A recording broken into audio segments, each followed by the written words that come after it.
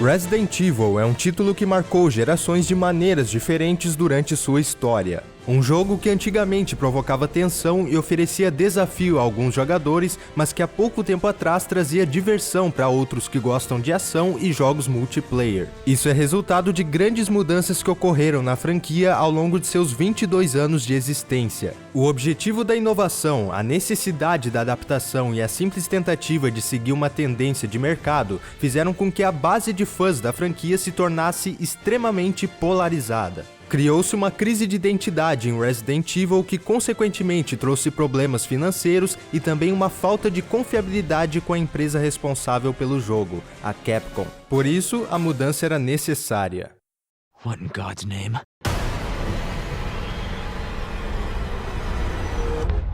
Hoje, a versão refeita de Resident Evil 2 mostra uma grande evolução tecnológica para o gênero survival horror, e além disso, preserva e aprimora a concepção do que é Resident Evil. O total retorno às origens da franquia pegou todo mundo de surpresa. Há poucos anos atrás, era impossível imaginar que um jogo como esse fosse algum dia existir. Mas para isso ter sido possível, foi necessário uma reestruturação, um resgate do passado com uma nova perspectiva que ainda assim preservasse a essência da franquia. Essa reestruturação foi uma tentativa ousada e felizmente bem sucedida, Resident Evil 7.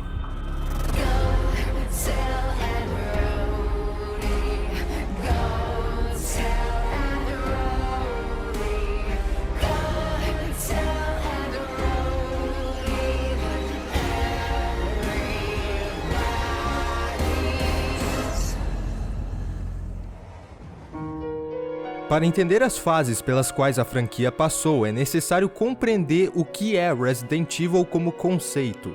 Sempre que perguntamos a alguém que entende pelo menos um pouco de videogames o que é Resident Evil, a resposta é um jogo de terror ou algo similar. E quando perguntamos a alguém que realmente conhece a franquia, um jogo survival horror. Essa identificação não é nem um pouco à toa.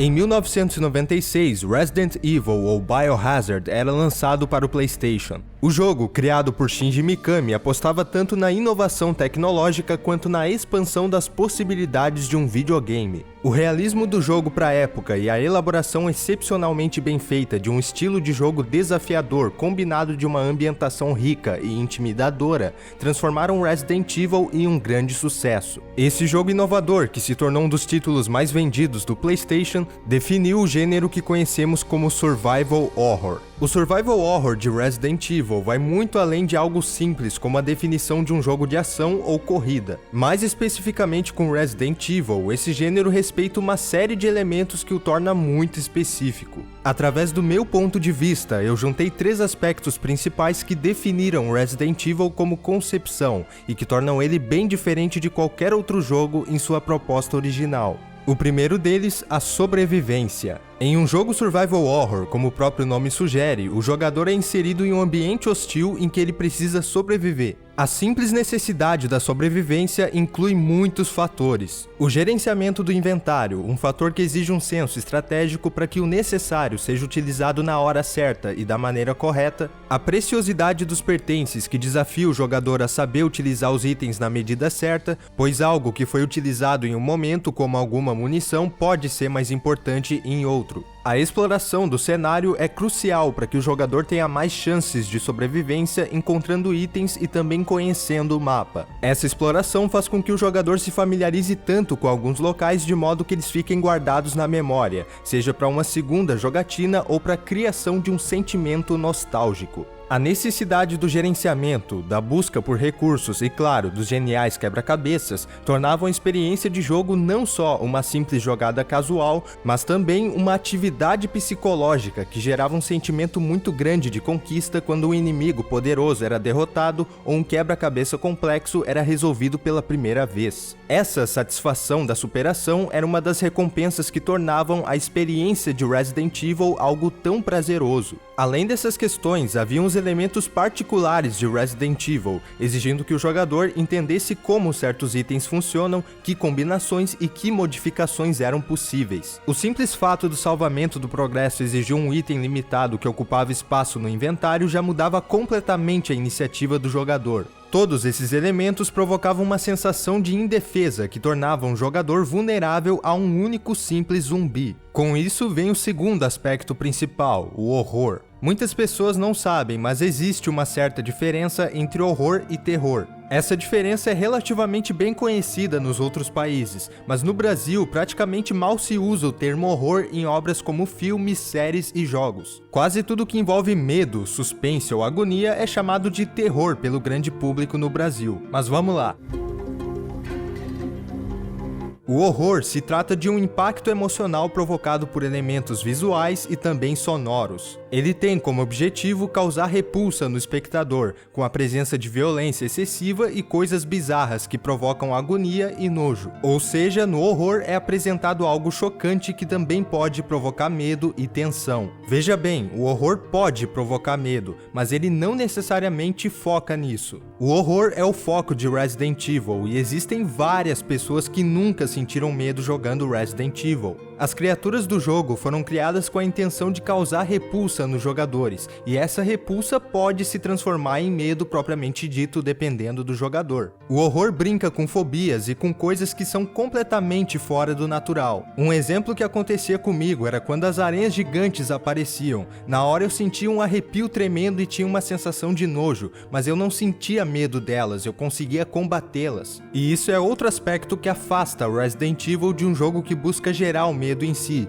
Você pode se defender e superar esses horrores. Já o gênero terror, esse sim foca em provocar medo. O terror cria uma espécie de pressão psicológica e uma sensação de vulnerabilidade muito maior. Ele foca em aterrorizar, traumatizar e assustar a pessoa. Por exemplo, uma perseguição é um terror, quem está sendo perseguido está sendo aterrorizado. Mas é claro, na grande maioria dos casos, uma obra que foca no horror também usará elementos de terror como sustos e uma ambientação isoladora. A questão é que a junção desses elementos muitas vezes é algo inevitável, dependendo da obra, e isso se aplica ao Resident Evil. Só que no caso dele, o horror tem bem mais prioridade e o simples fato de haver combate no jogo já suprime muito a questão do terror. É isso que torna Resident Evil muito diferente de jogos como, por exemplo, Outlast e Amnesia, em que você só pode evitar as ameaças e não combatê-las diretamente. O criador de Resident Evil, Shinji Mikami, destaca que para ele, o survival horror possui a diferença substancial que é a possibilidade do combate, fazendo com que o jogo até deixe de ser um horror puro e também seja um entretenimento.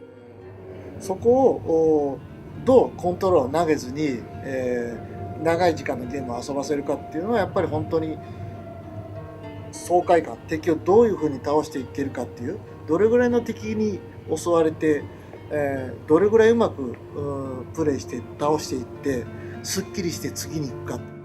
A gente sabe que o Resident Evil é um jogo muito mais convidativo do que esses outros que estão no mesmo gênero dele no mercado. E enfim, o terceiro aspecto principal, o mistério. O mistério é tão importante quanto os outros elementos, por mais que não pareça. Com as verdadeiras causas e proporções dos incidentes em Raccoon City se mantendo ocultas, não se sabia o que se podia esperar dos acontecimentos. O jogador ia descobrindo o que estava acontecendo no local, observando o ambiente, coletando evidências como arquivos e itens e avançando na história. As coisas não eram entregues de bandeja e isso estimulava a exploração. Na questão do mistério, também se pode considerar a tensão do jogador por não saber exatamente o que ele pode esperar por trás da próxima porta. Isso intensifica ainda mais a sensação de impotência. Foi essa fórmula que tornou o jogo algo tão único e garantiu um enorme sucesso em seus primeiros anos. Ao contrário do que muitas pessoas pensam, não são zumbis ou uma perspectiva de câmera específica ou personagens específicos que tornam um jogo Resident Evil, mas sim as características do survival horror e a trama do terror biológico. Foi esse modelo que fez com que Resident Evil se tornasse um jogo muito respeitado e também considerado por muitos um dos dos jogos mais importantes da história da indústria de videogames. No PlayStation, o primeiro jogo vendeu aproximadamente 2.750.000 cópias, garantindo um futuro de prosperidade. Resident Evil 2, de 1998, dirigido por Hideki Kamiya, foi um sucesso ainda maior com 5 milhões de cópias vendidas. O jogo era um fenômeno, um título indispensável do PlayStation. A partir desse grande sucesso, iniciou-se a produção de Resident Evil Code Veronica, mas devido ao gigantesco sucesso de Resident Evil 2 no PlayStation e por grana, a Sony queria que a Capcom lançasse uma trilogia para o console, e por isso, em 1999, existiu Resident Evil 3 Nemesis. Ainda em 2000, Resident Evil Survivor também foi lançado, mas ele não chegou nem perto do que foi desejado na primeira versão de Resident Evil, que era em primeira pessoa. Sim, o primeiro Resident Evil de 1996 seria um jogo em primeira pessoa, mas essa ideia não foi levada para frente porque o PlayStation não aguentava a quantidade de mecânicas que o jogo tinha e também a perspectiva em primeira pessoa. Ah, e o primeiro Resident Evil também teria um modo cooperativo, mas eles acabaram desistindo dessa ideia porque ela não deu muito certo e também ela tira um pouco da tensão. No fim, essa espécie de modo cooperativo foi utilizado no Resident Evil 0. Depois dessa época, o Resident Evil não se resumia mais apenas nos jogos principais. Diversos spin-offs passaram a serem produzidos por times secundários, e a franquia também foi se expandindo para outras mídias e resultando na diversidade que temos hoje, com filmes, mangás, novelizações e várias outras coisas. Esse período dos primeiros 5 anos de existência da franquia pode ser facilmente chamado de Era de Ouro de Resident Evil. No entanto, as coisas começaram a mudar na entrada do século XXI. Enfim, chegava a nova geração de consoles da época, PlayStation 2, Xbox e GameCube. Na tentativa de retomar a liderança no mercado, a Nintendo fecha uma grande parceria com a Capcom para o lançamento de diversos jogos exclusivos para o Nintendo GameCube. Um dos principais, Resident Evil. A partir de 2001, com o anúncio de Shinji Mikami e Shigeru Miyamoto, os principais títulos de Resident Evil seriam lançados exclusivamente no console. Alguns spin-offs ainda foram lançados para outros consoles, como Outbreak para PlayStation 2. Assim, o remake do primeiro Resident Evil e também Resident Evil 0 foram lançados exclusivamente para o GameCube em 2002. Resident Evil para GameCube foi um jogo fantástico que, além de ter atualizado as mecânicas e a qualidade visual, acrescentou coisas novas pro enredo e pro gameplay que foram muito bem executadas. Há quem diga que esse é o melhor Resident Evil já feito, pra mim ele também é o melhor. Mas infelizmente não basta um jogo ser extremamente bem feito e ele não conseguir bater sua meta de vendas. O jogo não conseguiu superar as expectativas da Capcom e acabou vendendo menos do que o esperado. Resident Evil Remake em seu primeiro ano vendeu 1.350.000 cópias. Parece muito, mas não foi o suficiente na perspectiva da Capcom. O mesmo aconteceu com Resident Evil 0, que vendeu 1.250.000 cópias, apesar de não ter sido tão bem recebido quanto o remake. Ao mesmo tempo disso, Resident Evil 4 era um jogo que estava sendo desenvolvido desde 1999. Resident Evil 4 passou por muitas mudanças em sua estrutura de gameplay e história, tanto que o seu projeto inicial, feito por Hideki Kamiya, que dirigiu Resident Evil 2, pareceu muito distante do que a franquia sempre foi, dando origem a um jogo completamente novo, o nosso querido Devil May Cry. Com a saída de Hideki Kamiya, Hiroshi Shibata, que trabalhou em Resident Evil 3, vira o novo diretor de Resident Evil 4, criando aquele que nós conhecemos como Resident Evil 3.5. Nesse jogo, Leon enfrentaria alucinações no castelo de Oswald Spencer, e esse seria um jogo bem aterrorizante para a época. Se você quiser saber mais sobre esse projeto descartado de Resident Evil 4, não há vídeo melhor para recomendar do que o vídeo do MF, o Resident Evil Alucinógeno, link no card ou na descrição. O importante é que esse projeto se manteve com foco no horror e também no terror até 2003, sendo assumido por Shinji Mikami. Mas os resultados de Resident Evil Remake influenciaram em uma grande mudança que mudaria o futuro da franquia. Observando o antigo projeto de Resident Evil 4, a gente percebe que ele era bem diferente do que Resident Evil 4 veio a ser no fim. Não só em questão de história e ambientação, o ritmo do jogo também mudou muito. O jogo tem uma quantidade de ação muito maior do que os seus antecessores. Em 2013, muitos anos depois de Resident Evil 4 ter sido lançado, Shinji Mikami deu uma entrevista ao site IGN falando sobre o que aconteceu na época entre Resident Evil Remake e Resident Evil 4. Abre aspas. O remake de Resident Evil é na verdade um dos meus favoritos da série, mas ele não vendeu muito bem. Talvez não houvessem tantas pessoas dispostas a aceitá-lo. Por conta disso, eu decidi trabalhar em mais ação em Resident Evil 4. Ele poderia ter sido mais assustador, mais focado no horror caso o remake tivesse vendido bem. Fecha aspas. Então, o que isso significa? Resident Evil 4 se tornou um jogo mais focado na ação para dessa maneira atingir um público maior e vendas maiores. Por mais que o horror de Resident Evil possa ser algo, digamos, natural para nós, a gente sabe que a grande massa de público, tanto de videogames quanto de qualquer mídia, não é tão atraída por esse gênero. Por isso, essa decisão foi tomada para que o jogo vendesse mais e para que não acontecesse a mesma coisa que aconteceu com o remake. Mikami também admitiu que nos jogos passados ele não teve essa preocupação, os jogos focavam no horror e ainda assim vendiam muito bem. Mas será se esse era realmente o caminho certo a ser seguido? O grande problema nessa história era que a Capcom estava fazendo uma pressão gigantesca em cima do Mikami. O remake e o Zero tiveram vendas insuficientes e muito dinheiro já havia sido gastado no desenvolvimento de Resident Evil 4, que se arrastava por mais de 4 anos, que era um período exagerado para aquela época. Por isso a Capcom exigia que o Mikami fizesse alguma coisa para que o jogo vendesse mais do que o normal. A questão era que os jogos de ação estavam crescendo de maneira absurda no começo dos anos 2000, e isso vai além. E o Mikami justamente trouxe mais ação para trazer mais público. Antes do lançamento de Resident Evil 4, Mikami disse em uma entrevista que Resident Evil 4 nunca sairia para outra plataforma que não fosse o GameCube.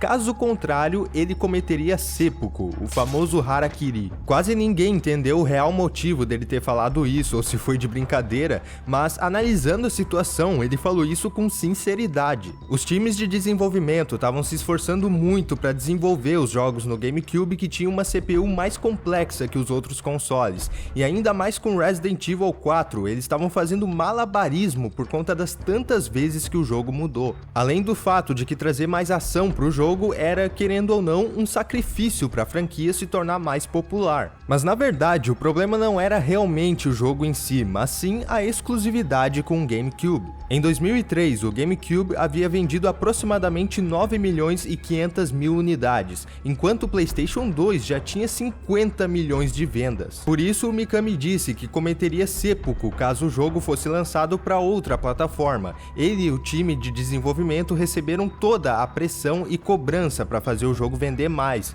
sendo que o real problema era o alcance de público do GameCube. E claro, foi o Mikami que apertou a mão do Miyamoto. No fim, aconteceu. Resident Evil 4 é lançado em 2005 para o GameCube, vendendo 1.600.000 cópias, um número não tão superior ao remake e o Zero. Mas ele só se tornou um grande sucesso com seu lançamento no PlayStation 2 um tempo depois, com 2.300.000 cópias vendidas só nesse console. A verdadeira razão do contrato de exclusividade com o GameCube ter sido quebrado ainda é desconhecida até hoje. Especula-se que haviam problemas no contrato, mas não se sabe. E com isso, Shinji Mikami deu rage quit da Capcom, com muita razão. Felizmente, ele não fez harakiri e fundou o estúdio Platinum Games junto de Hideki Kamiya e outros, começando a desenvolver Vanquish, que aliás é um jogão, joguem. Resident Evil 4 se tornou um grande sucesso e também o jogo mais bem avaliado da franquia, sendo depois portado para milhões de plataformas diferentes, até Zibo. O Mikami devia ter feito uns 50 harakiri. Novamente, Resident Evil voltava a definir coisas importantes na indústria.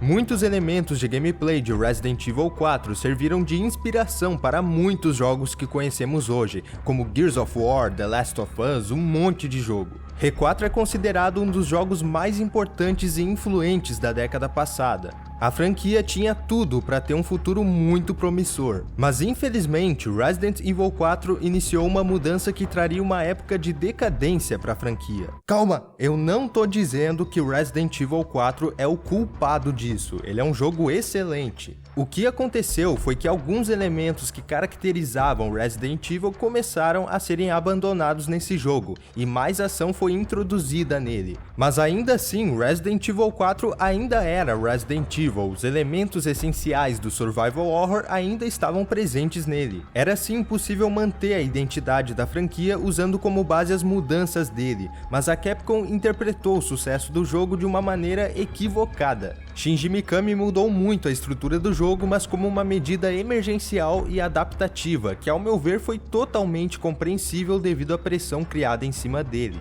O problema é que esse gigantesco sucesso do jogo fez a Capcom ficar cega pela ambição e ela começou a perder o controle em seus próximos jogos.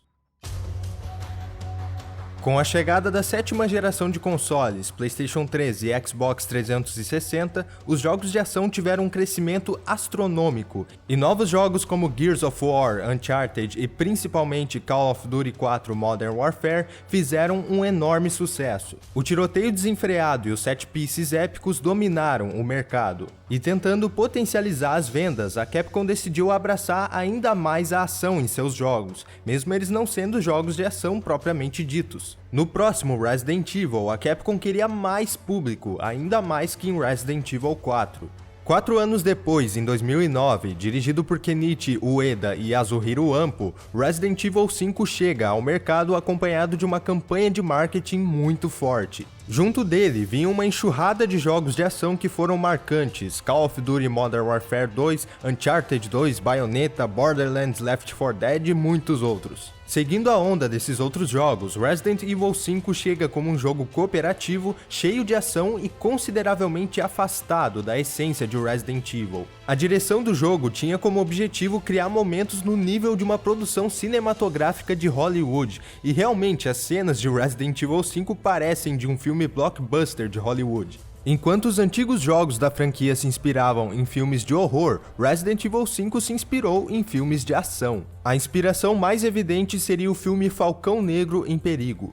A sobrevivência, o horror e o mistério em Resident Evil 5 haviam sido praticamente abandonados. Claro que existiam alguns elementos característicos da franquia, porém o jogo se voltou para algo completamente diferente. Mas isso não significa que Resident Evil 5 é um jogo ruim, pelo contrário, ele foi considerado um jogo bom na época, e a crítica também gostou dele no geral. Só que ainda assim muitas críticas denunciaram o fato dessa descaracterização do jogo. O jogo foi bem aceito porque ele se comprometeu em ser um jogo de ação, e ele foi um bom jogo de ação, sem compromisso com a antiga identidade da franquia. E qual foi o resultado dessa troca agressiva para ação? O jogo se tornou o maior sucesso da história da Capcom na época, só tendo suas vendas superadas agora com Monster Hunter World. O marketing, o apelo para ação, para o modo cooperativo e o fato do jogo ter sido considerado bom foram suficientes para que ele vendesse muito. Em 2009, ele foi o jogo mais vendido em várias partes do mundo. E o que a Capcom pensou? Esse é o caminho que deve ser seguido. Nessa hora a gente para refletir. Mas o jogo estava vendendo mais que 30 ovos por R$10, e isso não é bom? Existem dois motivos do porquê isso não era bom. O primeiro, que pode ser inválido para algumas pessoas, é que Resident Evil não era mais Resident Evil, não era mais um jogo único. O jogo que havia definido o survival horror agora se tornou mais um jogo de ação que só tinha a história e outros poucos elementos como referência para falar que era Resident Evil. No ponto de vista dos fãs que preferem ação, isso não era ruim, só bastava o jogo ser divertido, dane-se o que Resident Evil realmente é. Mas o segundo motivo é que a Capcom não saberia lidar com esse sucesso, e não soube. A gente vai ver por quê. Na época, já havia muita reclamação dos fãs sobre esse distanciamento da essência da franquia. Shinji Mikami também era outro que não estava gostando do rumo que a franquia estava tomando, admitindo que só foi jogar Resident Evil 5 em 2011, mesmo tendo recebido uma cópia antecipada em 2009. A verdade é que ele estava cheio de raiva pelo que tinha acontecido antes. E a Capcom tinha que lidar com esse feedback negativo dos fãs, mas ela tentou o mais arriscado: fazer milagre. Ao mesmo tempo que ela queria manter a ação em larga escala para que seus jogos vendessem mais, ela também queria agradar os antigos fãs da franquia que queriam o survival horror de volta. Ou seja, a Capcom queria agradar todo mundo, o que podia dar errado. Na vida existem duas certezas, a morte e Call of Duty todo ano. Não, isso não. A morte e o fato de que é impossível agradar todo mundo ao mesmo tempo. Eles tentaram. Depois do grande retorno financeiro de Resident Evil 5, o investimento da Capcom sobre a franquia cresceu muito, e ela já tinha 3 jogos em desenvolvimento. Resident Evil havia se tornado uma máquina de dinheiro implacável, ou quase implacável. O primeiro desses 3 jogos foi revelado na E3 2010, Resident Evil Revelations, que seria um exclusivo do Nintendo 3DS. Diferente de Resident Evil 5, a proposta de Revelations era trazer o survival horror de volta e satisfazer os antigos fãs da série. A princípio, Revelations seria lançado em algum momento de 2011, mas ocorreram várias mudanças no desenvolvimento da sua história, o que atrasou o lançamento para o dia 26 de janeiro de 2012. O segundo jogo seria o spin-off Operation Raccoon City, que foi anunciado com trailers que deixaram todo mundo de queixo caído e com as expectativas nas alturas. Operation Raccoon City teria um foco muito grande no multiplayer e levaria os jogadores de volta para Raccoon City. Por isso, ele se tornou um dos jogos mais aguardados de 2012, lançando no dia 20 de março. E então, no dia 19 de janeiro de 2012, Resident Evil 6, o principal projeto da Capcom, era anunciado. Esse seria o maior e mais caro projeto já feito pela Capcom até aquele momento. Mais de 600 pessoas estavam trabalhando no jogo e a campanha de marketing era extremamente forte. Era prometido que Resident Evil 6 agradaria os antigos fãs da franquia que preferem o survival horror e que ele também atrairia a grande massa de jogadores com muita ação e Quick Time Events. Sem exagero nenhum, Resident Evil 6 parecia ser o jogo perfeito e o grande ápice da franquia. O mês de janeiro de 2012 para os fãs de Resident Evil parecia um sonho, um jogo que retornava às origens da franquia, um outro que levava os fãs novamente para Raccoon City e outro que parecia ser perfeito para os antigos e para os novos fãs. Tinha mais o filme Condenação e o 5º live action, era o ano de Resident Evil. O que podia dar errado?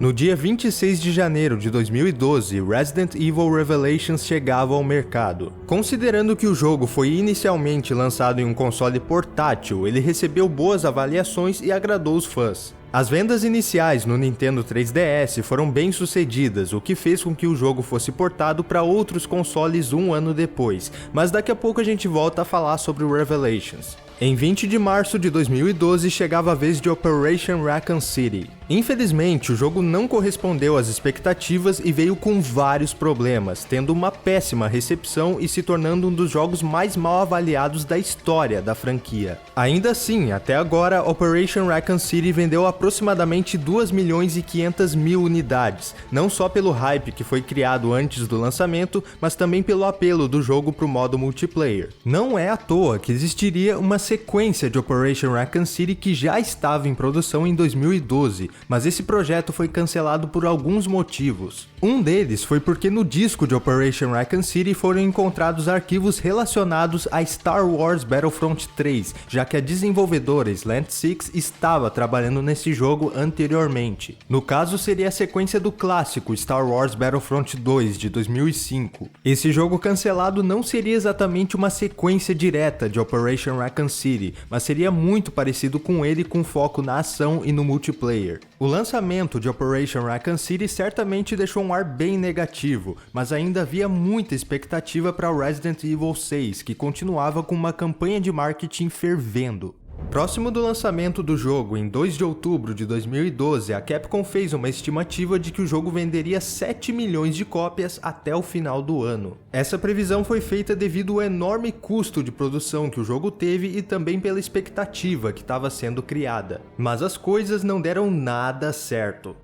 Resident Evil 6 é finalmente lançado e mostra sua verdadeira face ao mundo. Aquele jogo perfeito que os trailers mostravam não passava de uma ilusão. Há quem diga que o marketing do jogo foi extremamente enganoso, já que era prometido que o jogo teria um balanço entre o survival horror e a ação, mas o resultado final foi muito diferente. Agora eu pronunciei survival horror certo, porque eu fiquei a primeira parte inteira falando horror, e é errado o horror.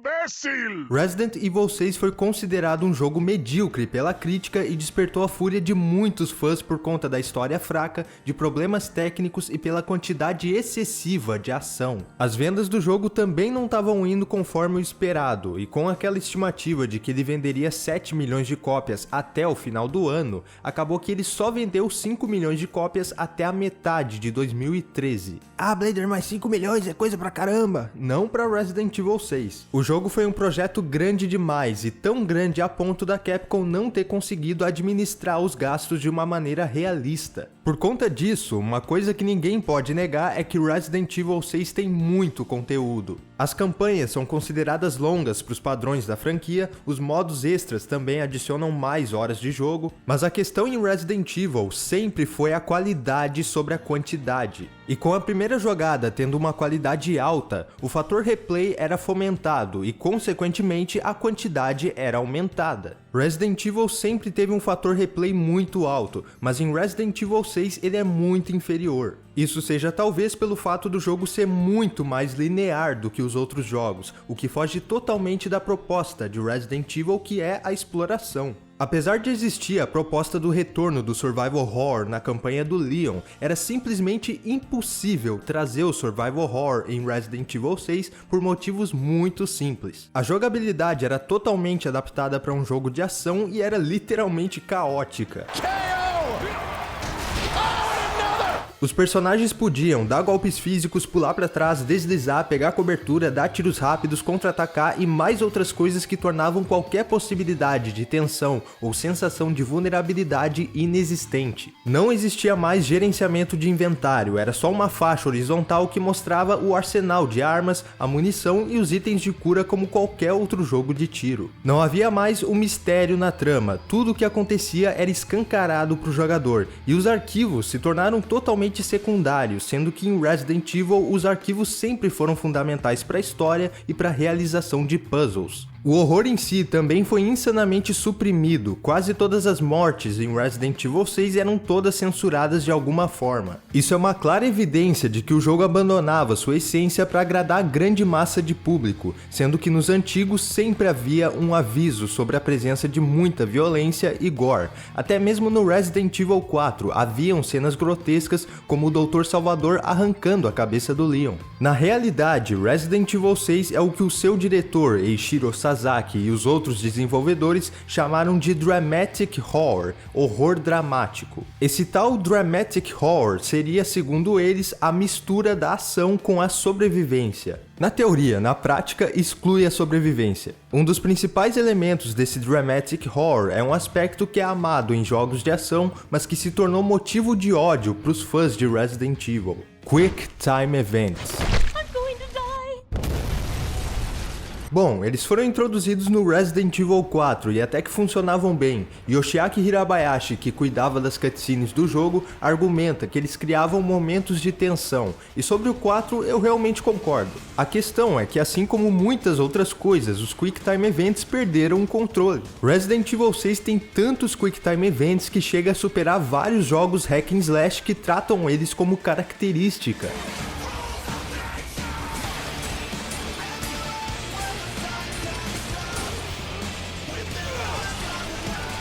Foram colocados Quick Time Events tão aleatórios e imprevisíveis no jogo que chega a ficar ridículo, somando as cenas de ação extremamente forçadas. Esses problemas que Resident Evil 6 apresenta tornam a experiência do jogo cansativa e entediante. Jogar Resident Evil 6 sozinho leva a pessoa a questionar o porquê dela tá jogando isso. Cadê o diferencial desse jogo? Por que eu tô jogando isso e não aquilo? Mas eu sei, existe o outro lado da moeda. Em 2012, no lançamento de Resident Evil 6, eu era uma criança de 12 anos. Eu esperava esse jogo mais do que qualquer outra coisa, além do fim do mundo. Quando eu joguei ele pela primeira vez e vi todas aquelas cenas explosivas, o Leon pilotando um helicóptero, o Jake dando golpes nos inimigos, eu vomitei arco-íris. Tô acostumado com a mira clássica, por isso que eu tô tirando ruim. Eu vou botar a mina clássica daqui a pouco. Eita! Eu não posso mentir que eu não me diverti com esse jogo nessa época. No modo cooperativo, eu conheci amigos que eu considero muito e por isso eu guardo boas memórias com a existência de Resident Evil 6. A verdade é que ele, assim como o 5, pode ser um jogo muito divertido jogando com um amigo. Mas Blader, qualquer porcaria de jogo fica divertido com um amigo. É verdade, não é mentira. No vídeo The Best Bad Game, o melhor jogo ruim do canal Race Vic, é dada uma noção do porquê isso acontece. Hey, what? I'm stuck in the corner. Stuck in the corner. Get the fuck out of the way. Todos os momentos ridículos e exagerados em Resident Evil 6 que seriam chatos e frustrantes jogando sozinho, se tornam engraçados e divertidos no cooperativo. Nice. He goes in with you. Uma morte tosca no jogo que seria irritante no single player tira muitas risadas de dois amigos que estão jogando só por diversão. Quando eu joguei o jogo recentemente, sozinho, eu sinceramente me esforcei muito pra aturar o jogo. Teria eu ficado chato com a idade? Não, eu desenvolvi senso crítico, eu joguei muito mais videogame entre esse tempo e aprendi a diferenciar o que tem qualidade e o que não tem. Sabe quando você joga aquele jogo que você gostava na infância, mas você percebe que ele não é tão bom assim? Muitas vezes isso é resultado de anos de experiência e amadurecimento. Acontece muito das pessoas colocarem jogos e qualquer outro tipo de mídia em algum patamar totalmente incoerente por conta de paixão, por conta de nostalgia. Não se pode dizer que Resident Evil 6 é um dos melhores Resident Evil de toda a franquia. A qualidade dele tá muito abaixo de vários, mas também não se pode dizer que ele é um lixo completo. É um jogo que pode ser aproveitado, não é à toa que muita gente gosta dele. O que muita gente não sabe diferenciar é se um jogo tem qualidade ou se a pessoa gosta dele. Claro, existem coisas que são relativas na qualidade, como a história, mas tem coisas que são inquestionáveis, como questões técnicas e de gameplay. Não é porque eu gosto muito de um jogo que ele vai ser melhor do que outro que eu não gosto tanto. É necessário admitir que Resident Evil 6, apesar de todo o seu potencial para diversão, deixou muito a desejar para os padrões da franquia e por isso marcou seu período de decadência e de crise de identidade. Uma das grandes provas dessa crise de identidade é a grande divergência das campanhas que tinham o objetivo de agradar todo tipo de jogador. Já que o jogo foi elaborado com um grande foco na ação, a campanha que acaba se sobressaindo é a do Chris. Na campanha do Leon, o survival horror é literalmente forçado e não funciona. Resident Evil 6 é um jogo totalmente estruturado para ação e para um ritmo frenético, não dá para colocar tudo no mesmo bolo. A campanha do Jake é a perfeita definição de bagunça, com momentos completamente viajados e com sequências de gameplay muito mal elaboradas. A campanha do Chris é o oposto dessas duas outras, não existe uma tentativa de colocar o survival horror, ela gira em torno de uma atividade militar da BSAA em uma zona de guerra. Por mais que existam alguns momentos bizarros, como o gameplay no jato, os acontecimentos são mais críveis e não tão exagerados quanto os outros. Nessa campanha, o jogo se assume totalmente como um jogo de ação, por isso funciona, e sinceramente, se o jogo inteiro fosse assim, pelo menos haveria um foco verdadeiro e o jogo poderia ter sido bem melhor. Fora isso, também é importante relevar a qualidade do enredo em si. O enredo da campanha do Leon tem mais furos que uma esponja, acontecimentos que são de cair o queixo no mau sentido e tem os Simons. O da campanha do Jake também não foge muito disso, apesar da presença da Sherry melhorar a situação. E o enredo da campanha do Chris inevitavelmente também tem furos, já que as três campanhas fazem parte da mesma história e se conectam, mas é a história mais interessante e coerente. O problema de estresse pós-traumático do Chris, a relação dele com os soldados da BSAA e especialmente com o Pierce, foram os pontos altos da história de Resident Evil 6 sem dúvida alguma. Esse é um ponto que eu posso falar sem medo que eu gostei de verdade em Resident Evil 6. Uma pena que só 1/3 da experiência foi interessante de jogar, ao invés de 3/3 ou pelo menos 2/3. Por isso às vezes eu digo, se a Capcom quiser fazer um spin-off de Resident Evil hoje em dia que tenha foco na ação, que sirva para expandir a história dos integrantes da BSAA ou de qualquer outra coisa da história, pode fazer sem problema nenhum, mas só faça um jogo bom e com foco. Além das críticas de sites e dos próprios fãs, muitos desenvolvedores com grande reputação na indústria criticaram fortemente a direção que o jogo tomou. Shinji Mikami também disse que o jogo parecia um filme de Hollywood, de tão dramático em todos os sentidos. Mesmo assim, na época do lançamento, os produtores insistiam que Resident Evil 6 tinha equilíbrio entre ação e horror, o que a gente sabe que não é verdade. O mais engraçado é que as declarações dos produtores na época se contradiziam totalmente. Masashika Kawata, produtor de Revelations, disse em março de 2012 que o mercado do survival horror era pequeno demais para Resident Evil, basicamente cuspindo no prato em que se comia por mais de uma década. A realidade é completamente oposta, o mercado de jogos híbridos é grande demais para Resident Evil, se bem que jogo híbrido é uma coisa bem tosca. É realmente muito difícil de imaginar como que a Capcom pensou que ela conseguiria concorrer com Call of Duty e esses jogos gigantescos. Com o passar dos meses, a Capcom foi reconhecendo que as expectativas para o sucesso do jogo estavam surreais e começou a recuar. As vendas foram fortes no lançamento, mas foram enfraquecendo muito com o passar dos meses, por isso Resident Evil 6 não teve sucesso suficiente para gerar lucro no seu ano fiscal. As vendas do jogo tiveram uma melhoria significante com as remasterizações para Xbox One e PlayStation 4. O problema é que o lucro dessas vendas não veio no momento que eles mais precisavam. O fracasso comercial de Resident Evil 6 não era o único problema da Capcom. Depois do enorme sucesso de Resident Evil 5, a Capcom resolveu expandir de maneira significante a quantidade de lançamentos da empresa. Dessa maneira, ela resolveu contratar estúdios terceirizados. O custo de produção com estúdios terceirizados é bem maior e a Capcom não teria tanto controle sobre seus jogos, mas em teoria isso seria bom para a empresa expandir seus negócios. Mas essa era a pior decisão que ela podia ter tomado. Jogos como Bionic Commando e Dark Void, feitos por estúdios contratados pela Capcom, foram desastres terríveis, com avaliações medíocres e com vendas nada menos que ridículas e vergonhosas. Asura's Wrath e Remember Me, apesar de terem vendido algumas milhares de unidades e não serem tão ruins quanto Bionic Commando e Dark Void, também foram considerados fracassos que trouxeram ainda mais prejuízo para a Capcom. E eu nem preciso mencionar a repercussão por conta do final verdadeiro de Asura's Wrath ter sido vendido em DLC paga.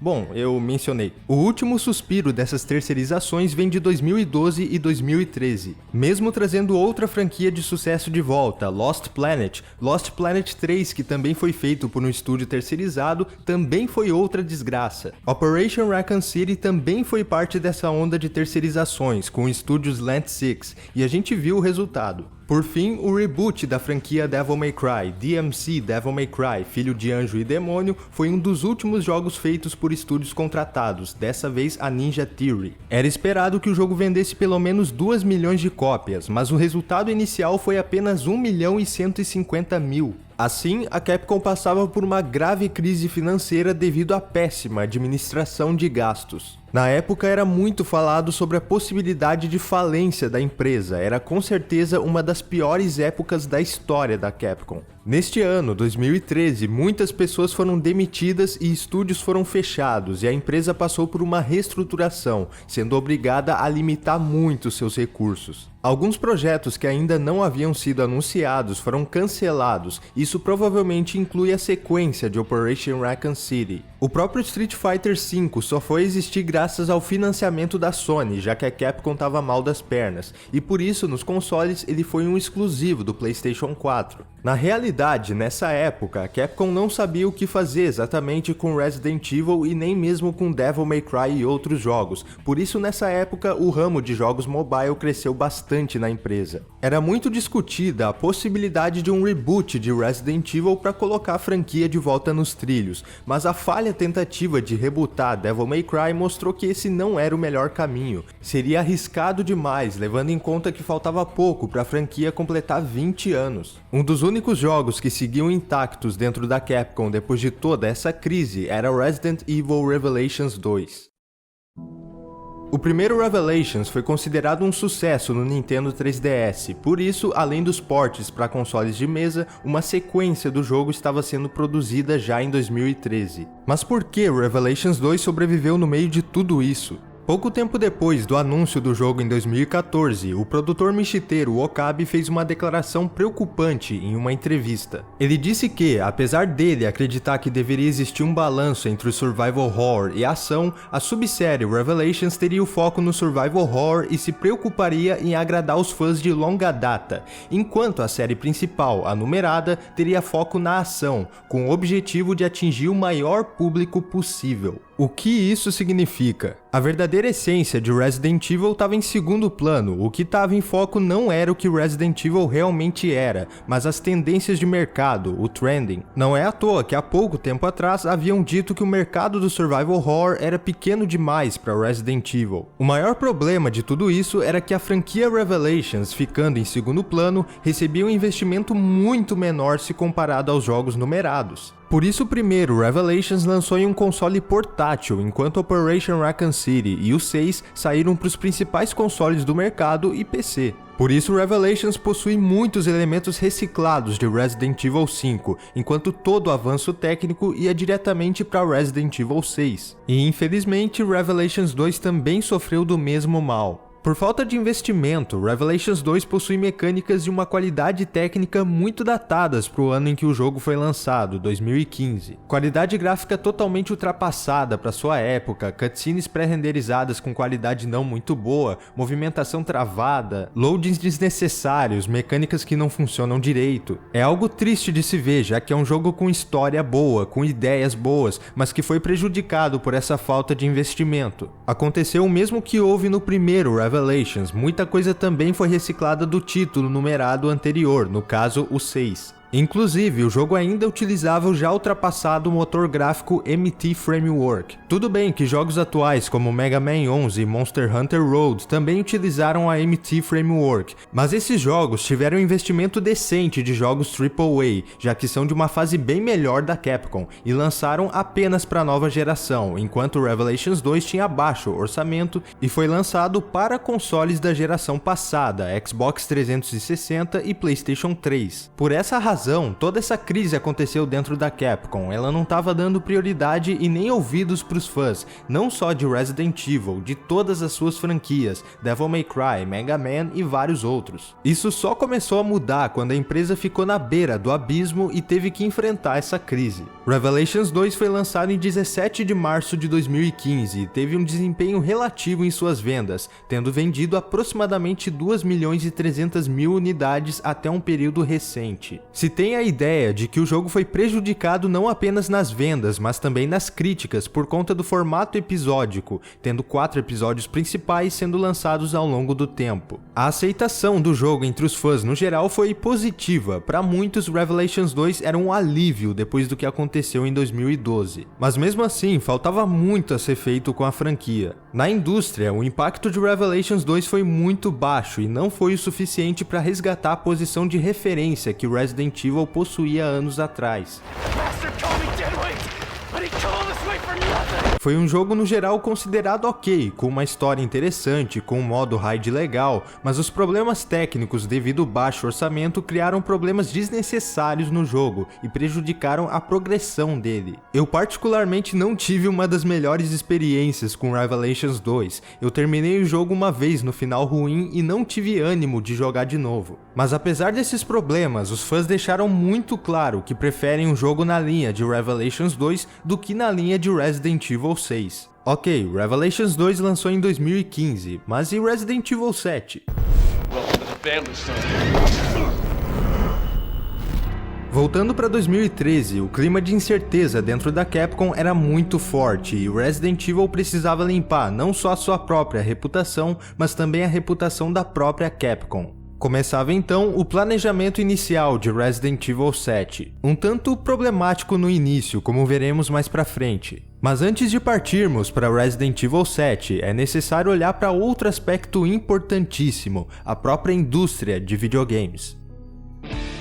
Você já deve ter ouvido alguém falando que a concorrência é fundamental para o mercado, e essa é a pura verdade. Resident Evil 4 inspirou o nascimento de diversos jogos da 7ª geração de consoles, não apenas jogos de tiro com câmera acima do ombro, mas também jogos de horror e concorrentes diretos. Surgiram visões interessantes e diferentes no gênero survival horror que deram origem a jogos únicos, como Metro 2033, Alan Wake e vários outros. Todos muito diferentes de Resident Evil, mas que construíam sua própria identidade dentro do gênero, mantendo a ideia que o caracterizava, a superação dos desafios acompanhados pelo medo, pelo nojo ou pela tensão. Dead Space, que teve inspiração assumida em Resident Evil 4, foi um dos maiores jogos survival horror que conquistaram um grande espaço na indústria e que também influenciaram o futuro dela. Mas ao mesmo tempo que novas expressões dentro desse gênero surgiam, algo estranho acontecia com as antigas franquias Alone in the Dark, Silent Hill e Resident Evil. Alone in the Dark era conhecido como o avô do survival horror, o jogo que antecedeu Resident Evil, mas que não havia consolidado totalmente o gênero, o que Resident Evil fez depois. Em 2008, a franquia Alone in the Dark retornava, mas o quinto jogo não teve muito sucesso, apesar de apresentar algumas ideias interessantes.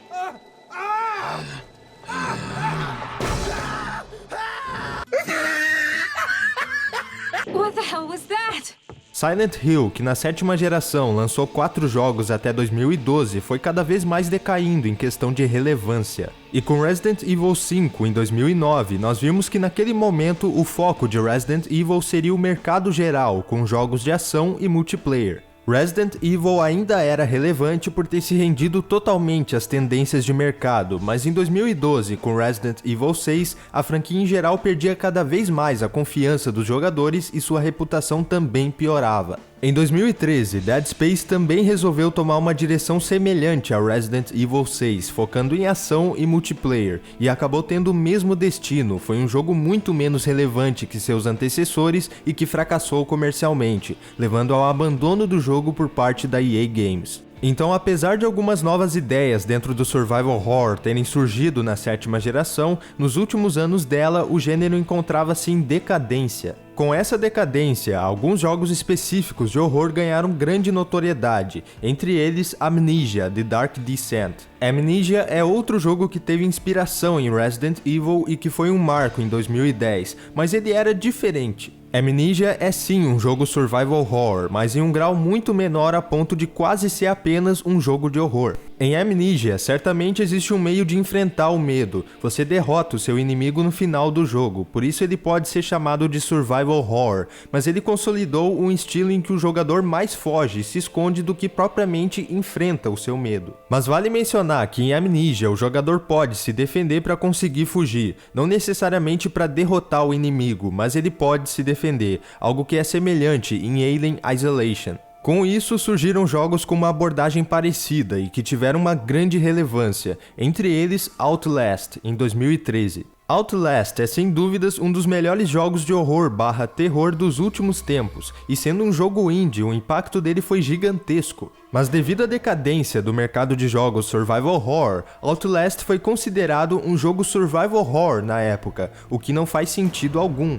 Outlast é puramente um jogo de fugir e se esconder, não há nenhuma forma de combater o inimigo diretamente, isso do início ao fim. Ele é um jogo de puro horror, em que o jogador sente medo o tempo todo e não é capaz de fazer algo para parar isso. Não faz sentido Outlast e jogos em que não existe qualquer chance de defesa serem classificados como survival horror, o mesmo gênero em que se encontra Resident Evil, Silent Hill e outros, que são jogos completamente diferentes em que o combate é justamente um dos focos. Horror e survival horror são duas coisas diferentes. Jogos de horror que não oferecem a possibilidade de defesa ao jogador são simplesmente jogos de horror. Isso era a prova de que o survival horror estava sendo muito mal representado nessa época. E por conta dessa decadência do gênero, Shinji Mikami anunciou em 2013 The Evil Within, um jogo que prometia resgatar o verdadeiro conceito de survival horror, mais um concorrente para Resident Evil. Também foi considerado o sucesso colossal de The Last of Us em 2013, que mesmo sendo um jogo bem diferente de Resident Evil, estava certamente tirando os holofotes dele,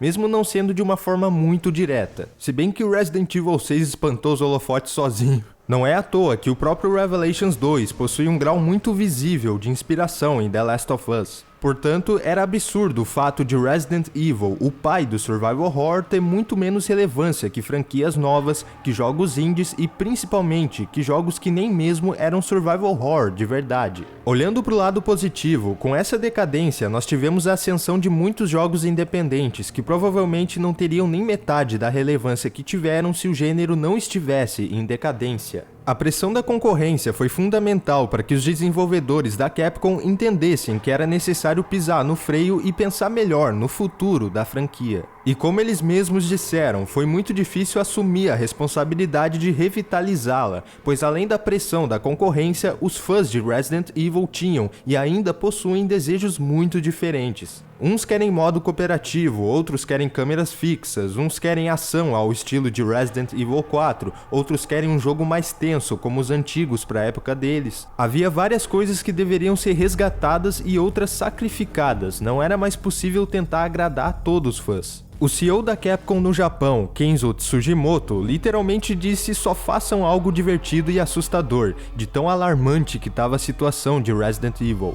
Mas ele também dizia algo importante, façam algo realmente bom e o resultado virá. A partir de janeiro de 2014, começava o renascimento. There's so much that you need to know. Até hoje, muitos jogadores não sabem como realmente foi o desenvolvimento de Resident Evil 7, que coisas aconteceram e que influências ele tomou. Alguns dizem que o jogo só se tornou o que ele é hoje por conta do playable teaser de Silent Hills e pelo grande sucesso de jogos de terror como Outlast. Mas a realidade é totalmente oposta. O principal responsável pela elaboração de Resident Evil 7 como conhecemos hoje foi o produtor executivo Jun Takeuchi. Graças à intervenção dele, a franquia pôde voltar ao que era antes. Entretanto, as coisas poderiam ter sido bem diferentes. Um dos líderes do projeto inicial de Resident Evil 7 em 2013 era o produtor Masashika Kawata, aquele que disse que Resident Evil era grande demais para o survival horror. Kawata admitiu que em 2013 eles estavam tentando elaborar um conceito de Resident Evil 7 semelhante ao Resident Evil 6, só que além das ideias de Resident Evil 6 terem fracassado anteriormente, eles não tinham o mesmo dinheiro que tinham antes para investir no jogo, por isso não estava dando certo. A equipe de Kawata reconheceu que em Resident Evil 6 as coisas foram longe demais e que elas não poderiam ficar maiores do que já estavam. Kawata até fez uma piada dizendo que se Resident Evil 7 seguisse a mesma linha do 6, ele seria sobre super-heróis lutando no espaço. Resident Evil Vendetta. Isso não impediu ele de colocar uma manopla do infinito. Felizmente, as coisas começaram a andar quando Jun Takeuchi assumiu o posto de produtor executivo. そうですね。2013年度中はですね、別の形でのRE7 の開発っていうのを企画していました。まだ今の、形がですね、竹内統括から、オーダー出る前まではですね、割と前回までのその6までの形が色濃く残った状態で、企画開発をしていましたが、どうもうまくまとまらなかったので、今回竹内さんが全く新しい、提案として、主観視点であったりとか、もう明確にそのホラーをテーマとするっていうところを上げてきてですね、僕らに、こういう形でやろうと思うんだっていうふうに言ってくれた時に、我々は、すごくしっくりときたんですね。やっぱそれはやっぱり骨格となるべきテーマがですね、かなり明確に、そこには、しっかり提示されていて、かつ竹内さん自身がですね、やはりそのクラシックなバイオの良いところと、すごくモダンなテクノロジーをうまく融合させて、で今のカプコンでできる、ベストな状態のゲームを作りたいという提案だったからだと思います。Pode-se dizer que foi Jun Takeuchi que salvou a produção de Resident Evil 7, chegando com ideias simples, mas muito pontuais. Fazer um jogo completamente focado no survival horror, com forte inspiração no filme The Evil Dead e que passasse a mesma sensação que o primeiro Resident Evil passou aos jogadores anos atrás, como ele mesmo explica. 私バイオハザード1の開発も携わっていたんですが、やはりバイオハザード1の時はいかにプレイヤーに近い距離で恐怖を感じてもらえるかっていうところを重視して作っていた。あの当時の感覚をもう一度思い出すっていう作業に近かったと思います。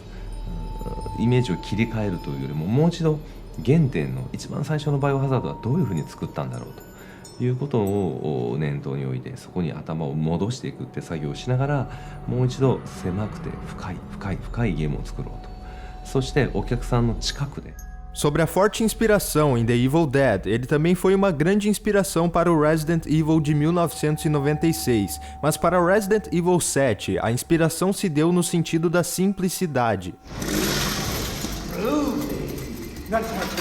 Esse filme foi feito com um orçamento baixíssimo e mesmo assim competiu com grandes produções no cinema, sendo um filme com muita alma e originalidade, surpreendendo a todos na época. Devido à crise da Capcom, os recursos para a produção de Resident Evil 7 eram bem limitados, por isso foi decidido que seria mais eficiente criar um jogo em escala menor, mas que tivesse muita profundidade, semelhante a The Evil Dead, ao invés de um jogo muito amplo. Em 2017, a equipe de Resident Evil 7 fez uma conferência na Game Developers Conference, GDC, apresentada pelo gerente de pesquisa e desenvolvimento da Capcom, Peter Fabiano. O mesmo Peter do Silver Gators da fita do jogo. My name is Pete Fabiano. Some of you may know me as the guy who doesn't do ADR.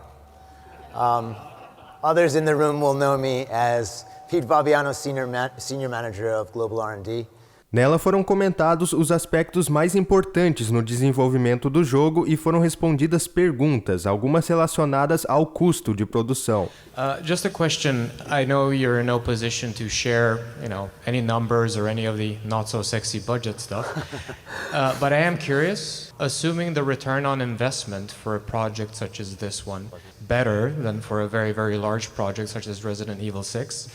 What does that mean not only for this franchise, but for maybe all of Capcom's franchises going forward? So you're right. I am unable to share any numbers or figures. However, one thing to keep in mind for RE7 is that sort of inclusive of the engine development cost is what we're looking at. But the development cost, you're right, it was a lot more sort of compact in the sense of if you compare it just purely numbers, 7 versus 6. I can add to that. I mean, as I said in the presentation as well, I mean, we tried to be as efficient as possible, so we tried to keep things within the budget that we were given. Here's your answer. Basicamente, adotou-se a ideia de que menos é mais, com uma variedade de cenários não muito grande, mas que eram carregados de inúmeros detalhes, semelhante a Resident Evil 1, o foco em poucos personagens que tivessem um bom desenvolvimento, identidade e coerência na trama, aspectos que Resident Evil sempre teve, mas que foram perdidos ao longo dos anos e que agora precisavam ser resgatados. Vale mencionar que o filme Evil Dead de 2013 também foi levado em conta, com por exemplo uma das personagens do jogo se chamando Mia, o nome de uma personagem do filme. Tendo tudo isso em vista, Takeuchi precisava de alguém que estivesse o mais próximo possível dessa essência. Por isso, ele escalou Koji Nakanishi, o designer de Resident Evil 5 e diretor de Resident Evil Revelations, como diretor de Resident Evil 7. Koji Nakanishi era um dos poucos que havia trabalhado em um Resident Evil focado no survival horror nos últimos anos, e Takeuchi pensou que ele era a melhor escolha naquele momento. Como vimos antes, Revelations foi um jogo muito limitado devido ao seu orçamento e por ter sido feito para o Nintendo 3DS, mas a sua equipe tinha um bom potencial para criar um Resident Evil moderno com um hardware completamente novo. 僕が、バイオハザード7に関わったのはちょうど竹内さんが入って、仕切り直したタイミングからなんですよね。で、もうその時に竹内さんコンセプトを決めてて、今回はホラーをする。そしてモチーフはイービルデッド。イービルデッドのように狭く深く、イービルデッドはご存知だと思うんですけど、登場するのは本当に山小屋一つでキャラクターも6人ぐらいしか登場しないんだけども、あれで2時間自分楽しませていると。なのように深く狭いコンセプトでホラーのバイオを作ると。でしかも今回は主観視点に変えると。それを聞いて、僕はすごくエキサイティングでしたね。マジでそんなことやっていいんですかみたいな、そっち側のテンションです。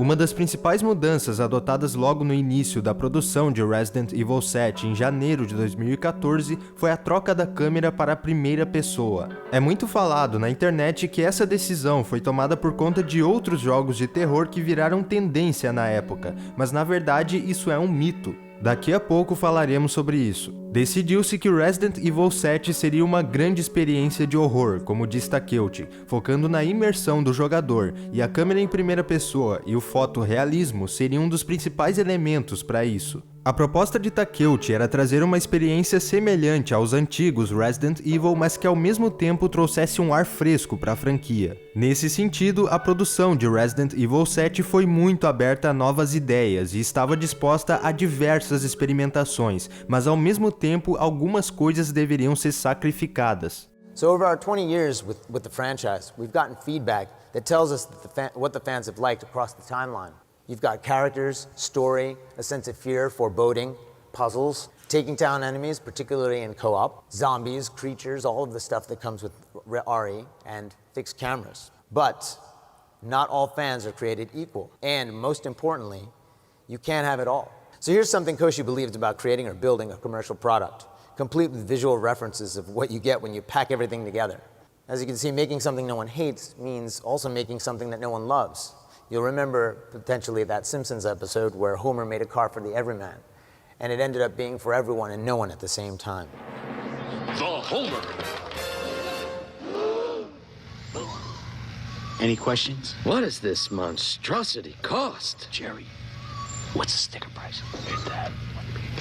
$82,000! A ideia de um modo cooperativo presente em Resident Evil 5 e 6 foi descartada logo no início, pois o foco seria a experiência single player. Também foi decidido evitar o máximo possível a criação de cenas exageradas que tentassem imitar filmes de ação de Hollywood. Algo bem óbvio a ser evitado em um survival horror, mas para alguns nem tanto. Em questão de enredo, os desenvolvedores acharam melhor criar uma história um tanto distante do que foi visto recentemente na série, mantendo referências mínimas ao passado para criar um ambiente de mistério e de desconhecimento ao jogador, e consequentemente colocando personagens antigos em segundo plano. Um dos grandes fatores que impedia o medo do desconhecido nos jogos mais recentes era o fato de estarmos acostumados com tudo que era visto. Sempre tinha um personagem ultra habilidoso investigando uma empresa ou grupo X que tinha um vírus ou parasita Y que gerava zumbis ou algo parecido. Em Resident Evil 7, decidiu-se criar uma história nova e nebulosa no início que só iria se clarear conforme o jogador avançasse e ligasse os pontos. Ao invés de um personagem principal já conhecido e experiente, nós temos um simples engenheiro de sistemas que está atrás da esposa desaparecida.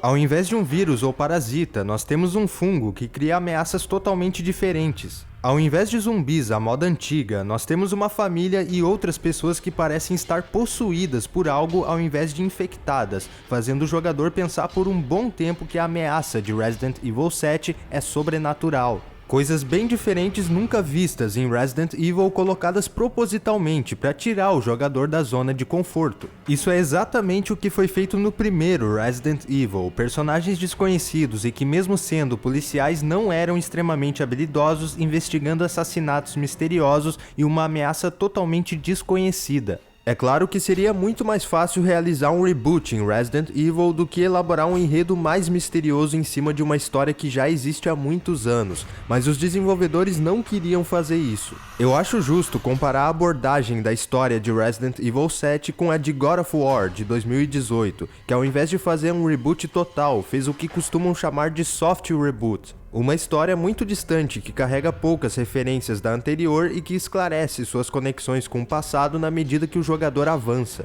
Foi por isso que o número 7 foi colocado dentro do título Resident Evil ou Biohazard, dando a entender que, ao mesmo tempo que o jogo era uma continuação, ele também era um novo começo. Esse tipo de abordagem requer uma boa elaboração de roteiro, e pensando nisso, a equipe de Resident Evil 7 contratou Richard Piercy, roteirista de Fear e do subestimado Spec Ops The Line, para a criação do script. Piercy também estaria encarregado de fazer uma adequação importantíssima no jogo, a americanização.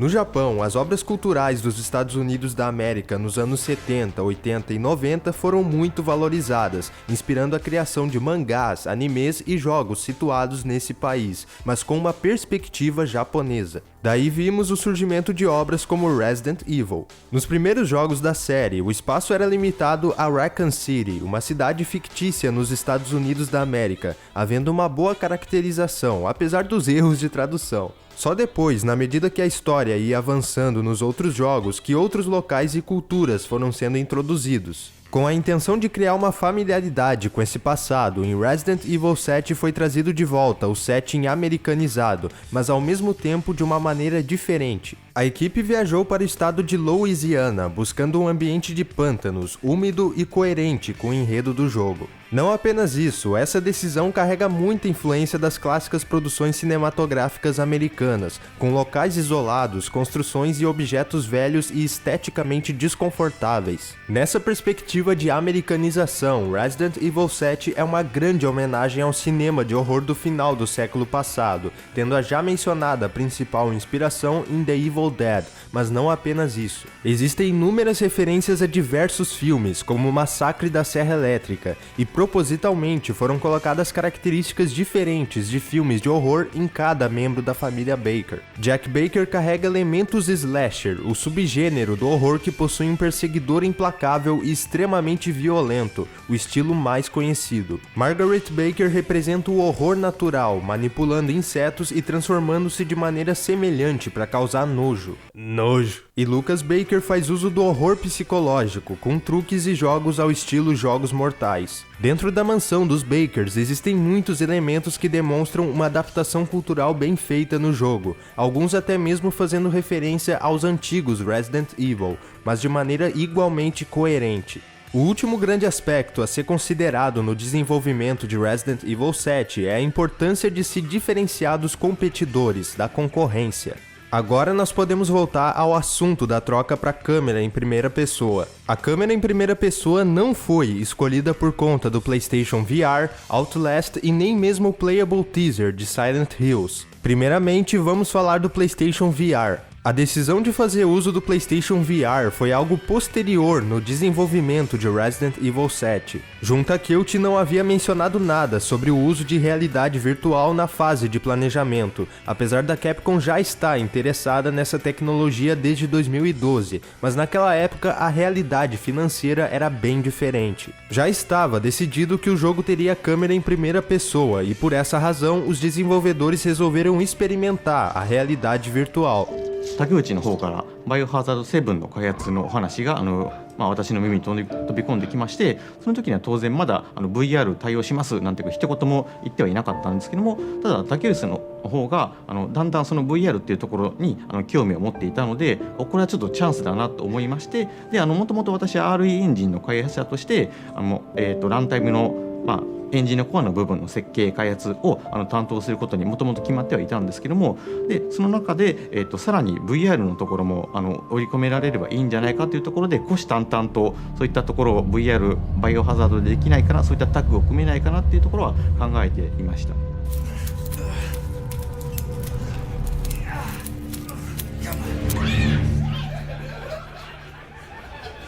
A Demo Kitchen, disponibilizada inicialmente na E3 2015, foi um teste para ver se o uso dessa tecnologia funcionaria com Resident Evil 7. E como ela foi um grande sucesso na feira, foi dada carta branca para implementar o VR no jogo final. Em segundo lugar, a ideia da perspectiva em primeira pessoa não veio do Playable Teaser de Silent Hills. Essa decisão foi tomada na pré-produção de Resident Evil 7 em janeiro de 2014. O Playable Teaser de Silent Hills foi lançado em agosto de 2014, quase 7 meses depois. Além disso, Jordan Amaro, que foi desenvolvedor de Silent Hills e posteriormente foi contratado para trabalhar em Resident Evil 7, desmentiu essa hipótese em uma entrevista. Quando perguntado se era justo pensar sobre uma possível influência de Silent Hill sobre Resident Evil 7, ele disse o seguinte: Abre aspas, eu acho que não. Ele estava em desenvolvimento bem antes de PT. Eu não fazia parte do time principal de PT. Eu estava lá quase todas as noites, mas apenas como suporte, ao critério do time.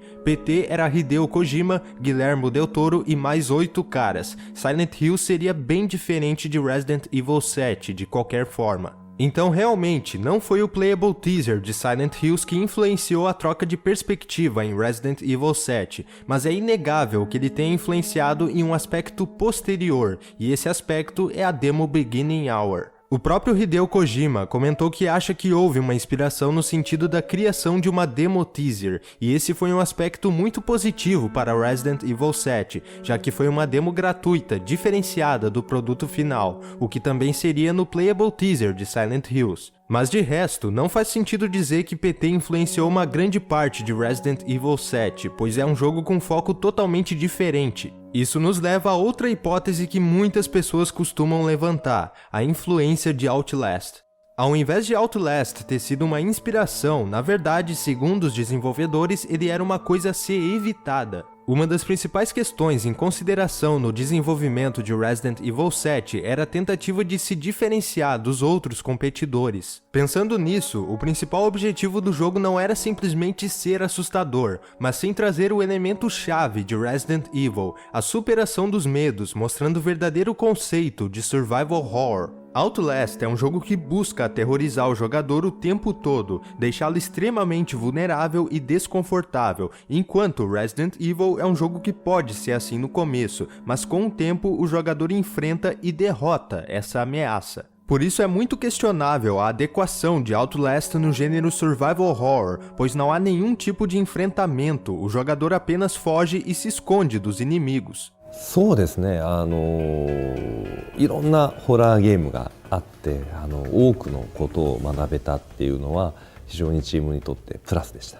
また同時に、バイオハザードが作っているサバイバルホラーっていうジャンルと今インディーズゲームとかであるホラーのゲームっていうものの違いっていうことも改めてよく理解することができました。サバイバルホラーとホラーの違いは、ホラーはやはり恐怖をどう体験していくのか、恐怖からどう逃げるのか生き残るのかっていうことなんですが、サバイバルホラーの場合はもっともっとアクティブに恐怖に対してどう抗っていくのか、対抗していくのか、克服するのかっていうことがテーマだと思います。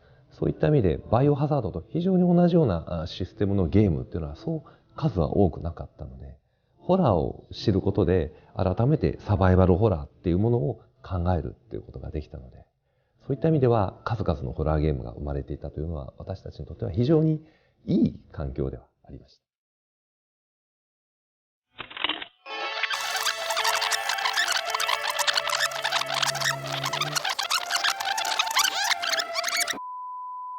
そこをどうコントロールを投げずに、長い時間のゲームを遊ばせるかっていうのはやっぱり本当に爽快感、敵をどういうふうに倒していけるかっていう、どれぐらいの敵に襲われて、どれぐらいうまくプレイして倒していってすっきりして次に行くか。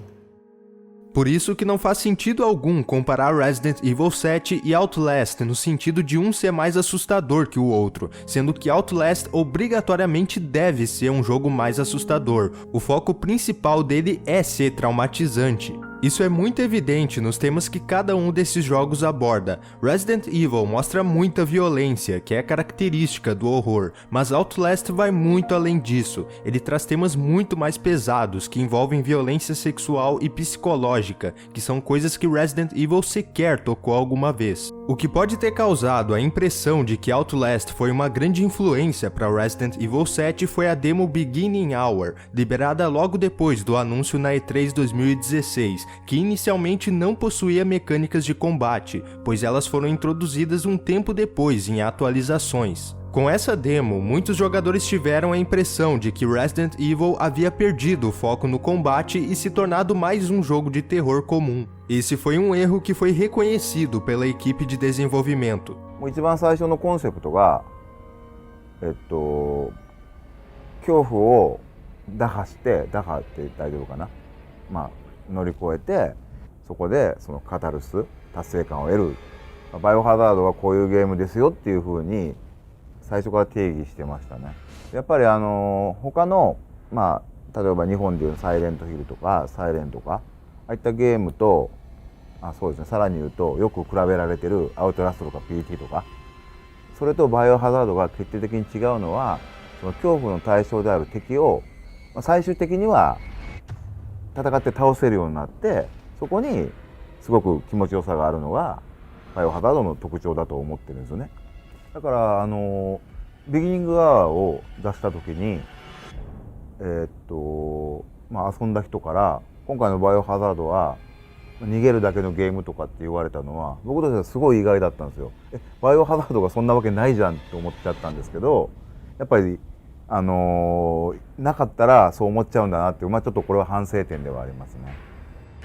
O problema é que essa impressão inicial da demo fez muitas pessoas criarem a pré-concepção de que a franquia havia se rendido à tendência de jogos de terror, ignorando a presença constante de batalhas no jogo final. Para o uso da câmera em primeira pessoa, existem duas principais inspirações. A primeira, a abandonada ideia do primeiro Resident Evil de utilizar a câmera em primeira pessoa, que tinha a intenção de gerar uma imersão maior, mas não foi utilizada por conta de limitações no hardware do PlayStation. E a outra, o próprio Resident Evil Revelations. Na versão de Nintendo 3DS, quando o jogador mirava, o jogo mudava para perspectiva em primeira pessoa, para que o jogador pudesse enxergar melhor na tela pequena do console portátil. Os desenvolvedores gostaram muito dessa ideia, como explica Nakanishi. 直接的には実はあんまりないんですけど、実はレベレーションズってエイムした時、構えた時に主観視点になるんですよ。で、そうした理由は3DS って画面がそこまで大きくないんで、プレイヤー構えた時にプレイヤー入れてると割とちょっと画面を埋めちゃうんで見にくかったんでそうしたんですけど、開発環境ではその主観視点のモードでずっとプレイすることできたんですよね。フラグを立てとけば。で、ジャイロエイムってわかります？ 3DS のジャイロを使ってこうやって狙うやつ。で、これ使って主観視点で 3D でやるのって実は結構セブンを作る時に主観視点のバイオっていうのはすごいイメージしやすかったんですよ。A principal justificativa para os desenvolvedores terem utilizado a câmera em primeira pessoa em Resident Evil 7 é o fato dele ser um jogo experimental, mas experimental em dois sentidos, no sentido da experiência do jogador ao jogar e também na aplicação de novas ideias. Primeiro, a câmera em primeira pessoa seria a ideia mais óbvia devido à proposta de Resident Evil 7, que é a imersão total, como explica Koji Nakanishi. Se você tem a missão de fazer um jogo survival horror muito imersivo e atmosférico, a perspectiva em primeira pessoa é uma boa maneira de atingir isso. A câmera em primeira pessoa era mais uma resposta óbvia para atingirmos nossos objetivos em Resident Evil 7 do que algo inspirado por qualquer outra influência externa no gênero horror. Em segundo lugar, Resident Evil 7 era uma chance de explorar novas possibilidades e recursos na franquia. Se você joga Resident Evil 7, você percebe que existem muitas coisas no jogo que nunca foram vistas antes na série. Peter Fabiano comentou que durante o processo de desenvolvimento, as ideias de todos os envolvidos no projeto eram levadas em consideração, mesmo essa pessoa não fazendo parte de determinado ramo. Por exemplo, alguém que trabalha na direção de arte dando ideias para o design de som. Por conta de várias coisas diferentes terem sido introduzidas no jogo e pela história mais contida, muitos jogadores falam que Resident Evil 7 funcionaria melhor como um spin-off do que um jogo numerado, mas isso não daria certo por 3 motivos. Até 2017, já faziam 5 anos que Resident Evil 6 havia lançado, então eles não podiam demorar ainda mais para lançar um jogo numerado, sendo que já haviam lançado spin-offs entre os dois, como Revelations 2. Se Resident Evil 7 não fosse um jogo numerado, ele não teria nem metade do impacto e relevância que teve em seu lançamento, isso é uma coisa óbvia. E o mais importante, esse jogo é o total resgate da essência de Resident Evil de uma forma modernizada. É algo totalmente digno de marcar uma nova era para a franquia. そうですね。で、大胆なチェンジではあるんですけども、僕自身やっぱり最近のバイオハザード、いろんなことをやる中でユーザーからこうカプコンはこうバイオハザードの、自分たちのこのアイデンティティをちょっと見失ってんじゃないのとか、一回足元を見つめ直したらいいよみたいな声が言われちゃってるところにはちょっと、そこに対して残念な思いがあったんですよね。そういう意味で今のタイミングでやっぱバイオハザードの本来持ってった体験っていうのはこういうもんだよねっていうのを、それを新しいスタイルだけどもそこは体験できるものを作ろうっていうところではすごくポジティブでした。Saindo do planejamento, em abril de 2014, começava a prática. Antes de sua queda em 2012, Resident Evil era sempre uma referência quando o assunto era qualidade técnica. Os jogos do primeiro PlayStation eram considerados muito realistas para a época. Resident Evil 4 tinha uma qualidade digna de final de geração em 2005 e Resident Evil 5 era um dos jogos que mais exibiam a potência do PlayStation 3 e Xbox 360 em 2009. Com o Xbox One e o PlayStation 4 já no mercado, era uma questão de vida ou morte apresentar uma qualidade digna dos antigos padrões da franquia. Por isso, a Capcom decidiu desapegar do motor gráfico MT Framework e iniciar o desenvolvimento de uma nova engine capaz de apresentar visuais fotorrealistas, o próximo passo para a evolução de Resident Evil. O objetivo era criar uma engine digna da capacidade da nova geração, mas não apenas da oitava, Xbox One e PlayStation 4, ela também seria pensada para o futuro.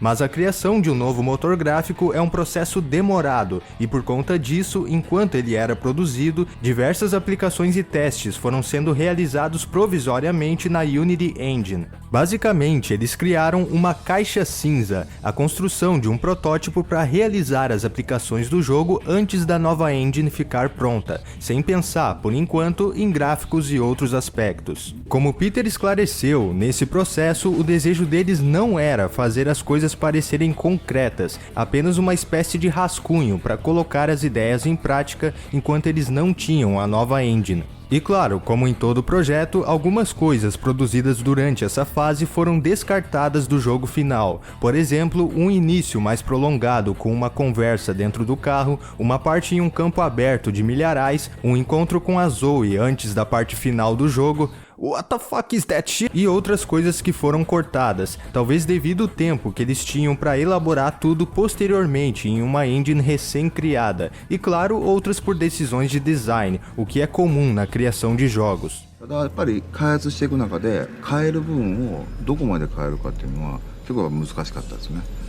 プロテクトの最初の期間はチームでいろんな新しいものを試すっていうやり方をしていったんですけども、やっぱり結果としてはボツにしたもの、その時期のものが大量にありますね。だから例えば今思い出してもちょっとやっといてもやっぱり良かったかなっていうものとかで言うと、例えば当時ファミリーには犬を飼ってたんですよね。名前はちょっと忘れちゃったんですけど、ダイアンかなんかかな。で、食事会にも犬も参加してるはずだったんですけど、それちょっといろいろな都合でボツにしたのは残念だよ。今思えばやっとけばよかったなっていうところありますね。そのプロトタイプの内容がどうだったかっていうことで言うと、いくつかのパターンが生まれてたんですけど、例えば一つで言うとゾンビがいて、ゾンビは人間の呼吸に反応するので、そのゾンビをうまくやり過ごすためには専用の息を止めるっていうボタンがあってですね、このボタンを押すとプレイヤーは息を止めて、その息を止めてられる時間だけゲージが減っていくわけです。でそのゲージがなくなる前にうまくゾンビをやり過ごさないとゾンビに見つかって捕まってしまうと。非常に面白いアイデアだったんですけど、プレイヤー自身がこのボタンを押してる間一緒に緊張してで息を止めてしまうので、非常に疲れるゲームになってたっていうところで、これはもう非常にアイデアは良かったんだけど、15時間これでプレイすると多分何人か酸欠になるよねっていうことでボスになったネタですね。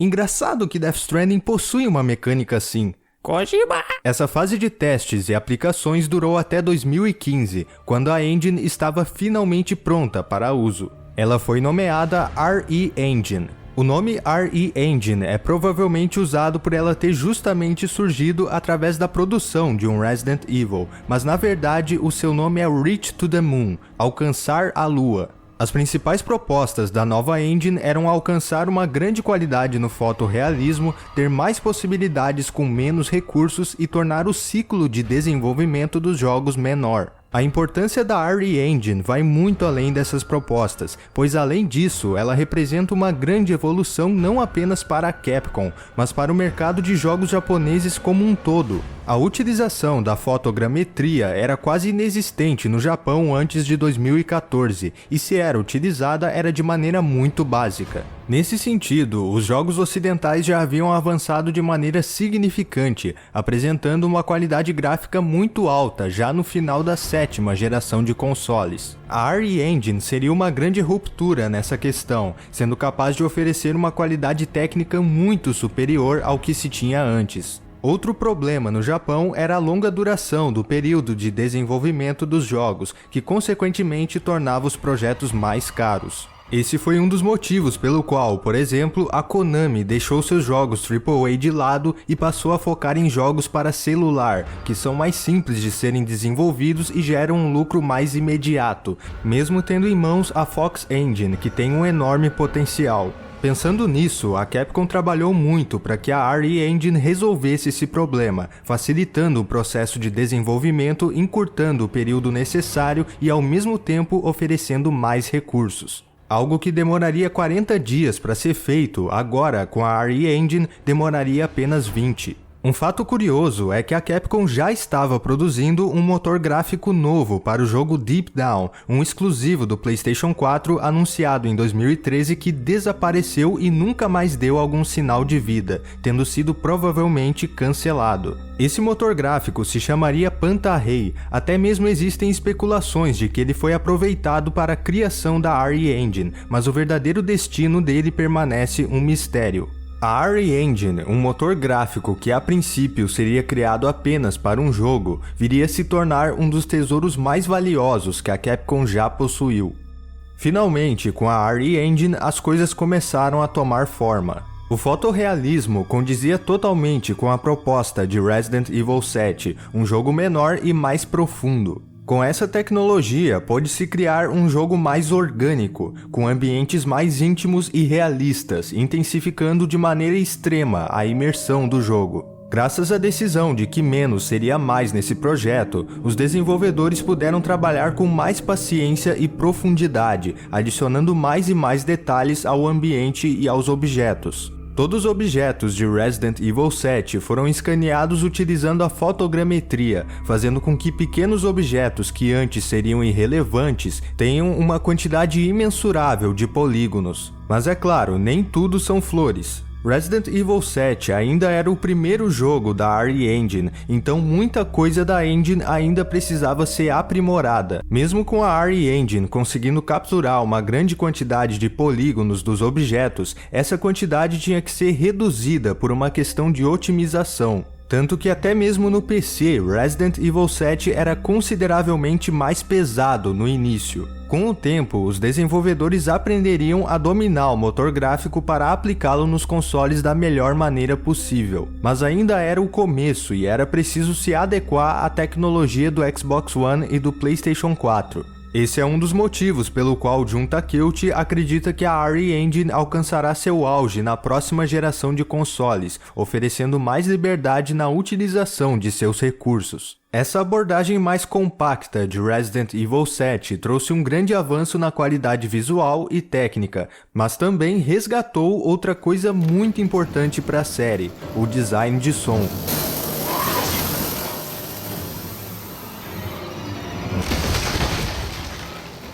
Nos últimos jogos antes do 7º, Resident Evil era algo tão grande em proporções que aspectos como o design de som foram se tornando cada vez mais irrelevantes. Em questão de trilha sonora, a franquia sempre foi ótima mesmo em seu período de decadência, mas o design de som está relacionado à estrutura do jogo em si. Não se tinha mais uma preocupação com a experiência sonora, já que os jogos haviam mudado foco para a ação e se tornaram mais acelerados. Até mesmo os sons das armas começaram a deixarem a desejar com o tempo, mas em Resident Evil 7 era hora de mudar. Com uma quantidade pequena de locais diferentes e com um foco maior na imersão do jogador, a equipe do design de som trabalhou com a mesma profundidade que foi necessária para a aplicação da fotogrametria.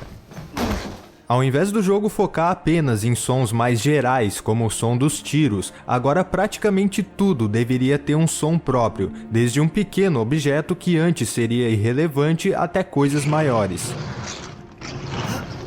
Sons artificiais e pré-existentes foram evitados o máximo possível para a criação de algo autêntico e plausível. A equipe de design de som buscou tornar o ambiente da casa dos Bakers algo vivo, mas ao mesmo tempo morto, com o jogador podendo ouvir o som dos cômodos velhos e apodrecidos, além de todos os outros elementos.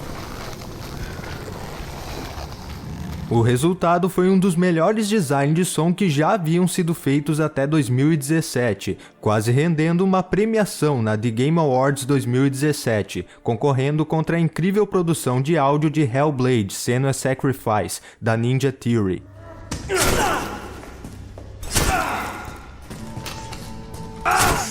Enquanto o Reset iniciava a fase crucial de seu desenvolvimento em 2015, faltava pouco para a franquia completar 20 anos, e por isso vários produtores e diretores dos jogos da série fizeram diversos vídeos falando sobre suas trajetórias. Já tendo em vista que o próximo jogo da série traria a franquia de volta às raízes, a Capcom fez uma remasterização do remake de Resident Evil do GameCube e também de Resident Evil Zero, lançando para os principais consoles da época. Por isso especula-se que por conta da remasterização de Onimusha Warlords, a Capcom trará a franquia de volta em breve. Por incrível que pareça, as remasterizações desses dois jogos tiveram vendas superiores se comparado ao lançamento deles no GameCube. Lembrando que as vendas fracas do remake e do Zero no GameCube foram um dos motivos para a série ter mudado em Resident Evil 4. Com as excelentes vendas desses jogos remasterizados, a Capcom autorizou a produção de um jogo desejado desde quando o remake do primeiro Resident Evil havia saído.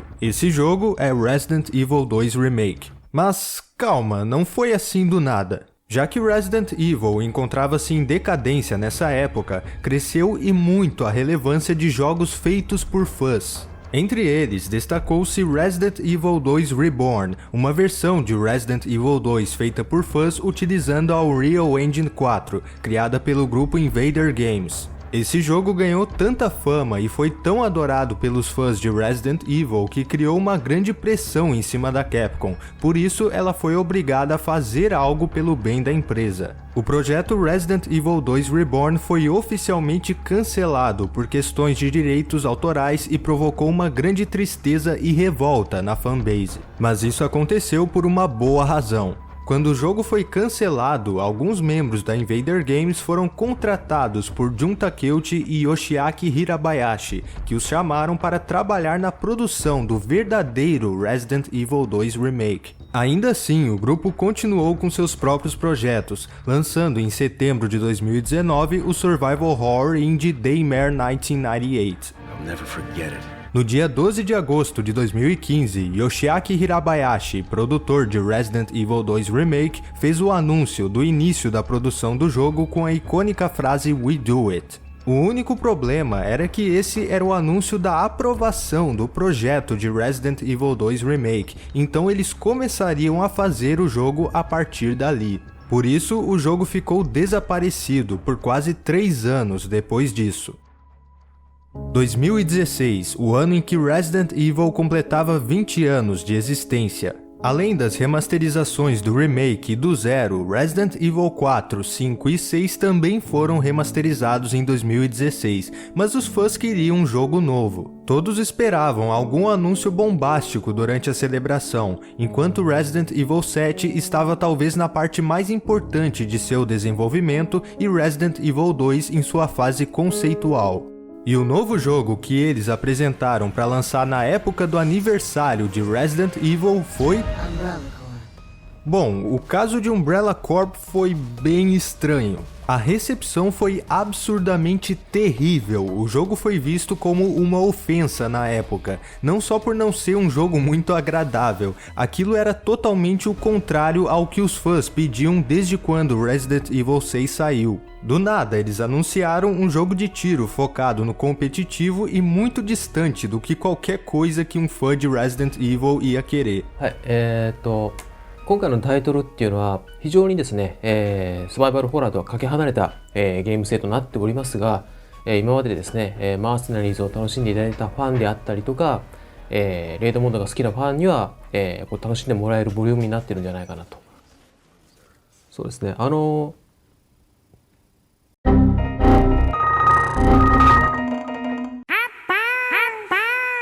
Felizmente, ele foi um jogo pequeno que não afetou a produção de Resident Evil 7 e nem do 2. Os produtores acreditavam que ele seria um jogo bem divertido de se jogar. O problema é que hoje em dia é muito difícil alguém conseguir testar Umbrella Corp da devida forma para saber se o multiplayer presta ou não, pois os servidores do jogo estão totalmente vazios no PC e no PlayStation 4. Enfim, chega de falar desse jogo, isso é uma história para outro dia. Depois de Umbrella Corp, a maioria dos fãs já havia perdido totalmente a esperança de algum retorno digno da franquia sem ser por remasters e mais remasters. Não se falava de Resident Evil pela Capcom de maneira alguma que não fosse para promover os jogos passados. Mas depois de um período angustiante e obscuro, a surpresa foi revelada na E3 2016.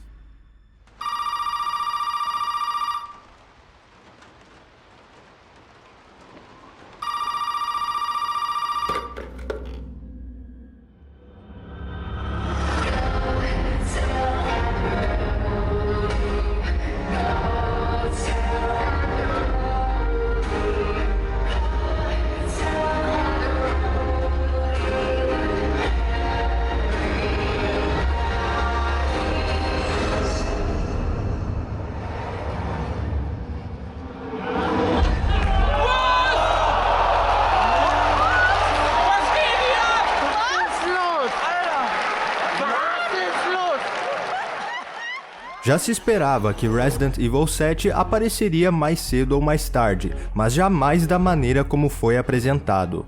Depois de uma série de decepções desde 2012, o público acreditava que dificilmente a franquia poderia ser revitalizada. Por isso, mesmo se voltando totalmente ao horror, boa parte do público acreditou que o jogo poderia ser mais um jogo de terror genérico, assim como Resident Evil 6 foi mais um jogo de ação genérico. Felizmente, a equipe da Capcom estava comprometida em trazer de volta a essência do survival horror de maneira atual e nada além disso. A decisão de fazer algo simples, de alta qualidade e com foco resultou no lançamento de Resident Evil 7 Biohazard, em 24 de janeiro de 2017. Depois de 8 anos, um jogo numerado de Resident Evil recebe uma média ótima de avaliações, superior a 80. Isso é uma reflexão da total mudança de postura da Capcom nesses últimos anos, como foi dito na declaração do diretor de operações da Capcom Europa, Stuart Turner, em 2018. Resident Evil 7 atingiu todos os objetivos internamente e, em alguns aspectos, conseguir algumas pontuações de análises muito boas conta mais para a Capcom do que um jogo que vende milhões, milhões e milhões. Nós preferimos um jogo que consiga uma nota 9 e venda menos do que um jogo que ganhe um 6 e venda mais. De fato, Resident Evil 7 vendeu bem menos que Resident Evil 6, até porque o marketing do jogo foi totalmente misterioso e ele se trata de um jogo de puro horror, enquanto o 6 tinha uma abrangência muito maior para audiências maiores. No entanto, devemos lembrar que o investimento realizado em Resident Evil 7 foi muito menor do que o orçamento absurdo que o 6 teve. Por isso, tendo vendido até o final de 2017 4.800.000 cópias, Resident Evil 7 atingiu as metas estabelecidas. Mas no geral, o que o jogo realmente significou? Em questão de qualidade, Resident Evil 7 conseguiu apresentar uma boa jogabilidade, uma ambientação excepcional e um enredo simples, mas muito bem explorado. O jogo é realmente imersivo e entrega toda a essência que Resident Evil possuía, aplicando características próprias e uma nova visão do conceito. O gerenciamento de inventário, a exploração do cenário, os quebra-cabeças, o horror totalmente explícito e intimidador e o enredo misterioso voltaram a ser as principais características do jogo, justamente os elementos que definem o verdadeiro conceito de survival horror, elaborado por Shinji Mikami. E falando em Shinji Mikami, em agosto de 2017, em uma entrevista ao site IGN, ele disse que Resident Evil 7 foi um jogo belamente trabalhado. Inclusive, quando perguntado se ele gostaria de trabalhar em Resident Evil 8, ele disse talvez, sendo que alguns anos atrás ele nem queria ouvir falar no nome da Capcom. Outro que elogiou a apresentação de Resident Evil 7 foi Hideki Kamiya, criador de Resident Evil 2, que foi consultado durante o desenvolvimento da versão refeita do jogo. Resident Evil 7 foi um jogo carregado de elogios, mas obviamente ele não é um jogo perfeito. Alguns problemas são evidentes, como a variedade de inimigos que deixa um pouco a desejar e os quebra-cabeças que são fáceis. É claro que isso varia de pessoa para pessoa, mas comparado aos antigos jogos, eles são bem mais simples. Isso faz relação com um detalhe que a Capcom aparentemente não soube balancear bem não apenas em Resident Evil 7, mas também em outros jogos recentes, que é o excesso de acessibilidade. Alguns elementos do jogo são consideravelmente facilitados, o que muitas vezes acaba com o desafio durante os conflitos e obstáculos. Na dificuldade padrão, o jogador pode salvar o jogo quantas vezes quiser, sem precisar de um item específico para isso, como era nos antigos, o que torna tudo muito mais facilitado. Esse é um dos aspectos que poderia se limitar à dificuldade fácil, pois a necessidade de um item para salvar o jogo é um elemento significativo na experiência de Resident Evil. Por isso, eu acredito que a maneira autêntica de se jogar Resident Evil 7 é na dificuldade Madhouse, ou Hospício, que seria o modo difícil. Nessa dificuldade, você recebe uma grande experiência de survival horror, tendo escassez de recursos, salvamento limitado, inimigos muito mais ameaçadores e, consequentemente, uma tensão muito maior. Simplesmente porque você não está protegido pelo sistema do jogo. Caso você ainda não tenha jogado o jogo nessa dificuldade sem usar qualquer tipo de item de vantagem, você está deixando de jogar Resident Evil 7 como ele realmente é. Por favor, jogue.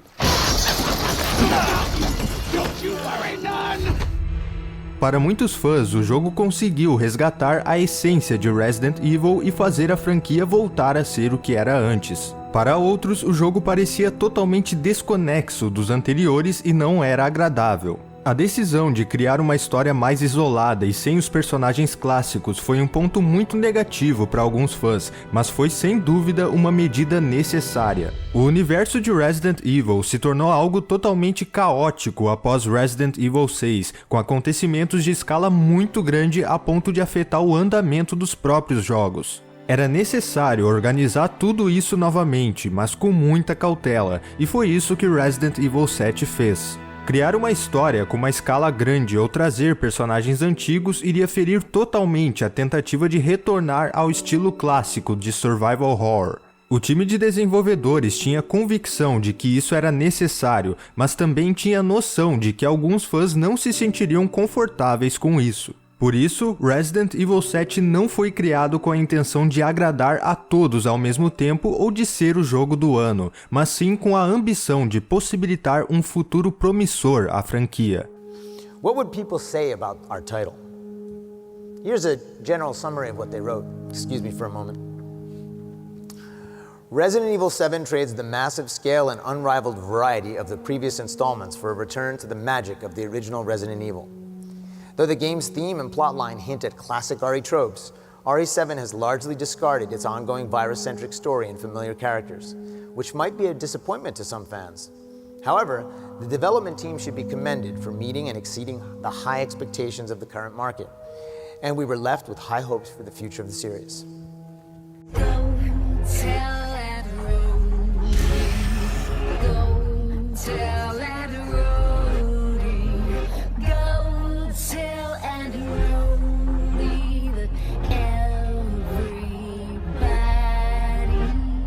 レジデントエブル7は新しいそのバイオハザードのサバイバルホラーのマスターピースになってほしいというふうに思って開発してきました。実際多くの方から非常に怖いゲームだ、サバイバルホラーっていうのはこういうゲームなのか、今までプレイしたことないお客さんからはそういう声もいただいています。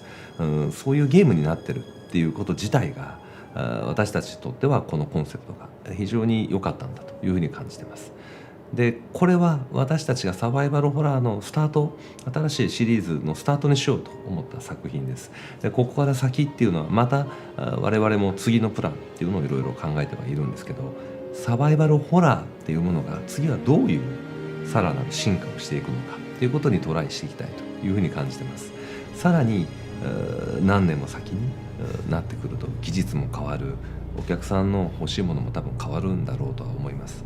ただ僕らが作りたいものっていうのはあくまで、ホラーとして、困難に立ち向かっていく人間の姿をどういうふうに描くか、サバイバルホラーの本質はそこだというふうに考えています。ここは次の作品もその次の作品もおそらく今後のバイオハザードは困難に立ち向かう、恐怖に立ち向かう人の姿っていうのを描いていくことになると思います。それに向けてですね、今回のマスターピースから次の新しいプランっていうのはもうすでに始まっています。次皆さんにお目にかかれるとした時にひょっとしたら今回のバイオハザード7とはすごく違うものになっているかもしれないですけど、ベースになっているのはあくまでサバイバルホラーっていう恐怖に立ち向かう人の姿なんだっていうことは覚えておいてほしいと思います。決してバイオハザードはそこからずれることはないと思います。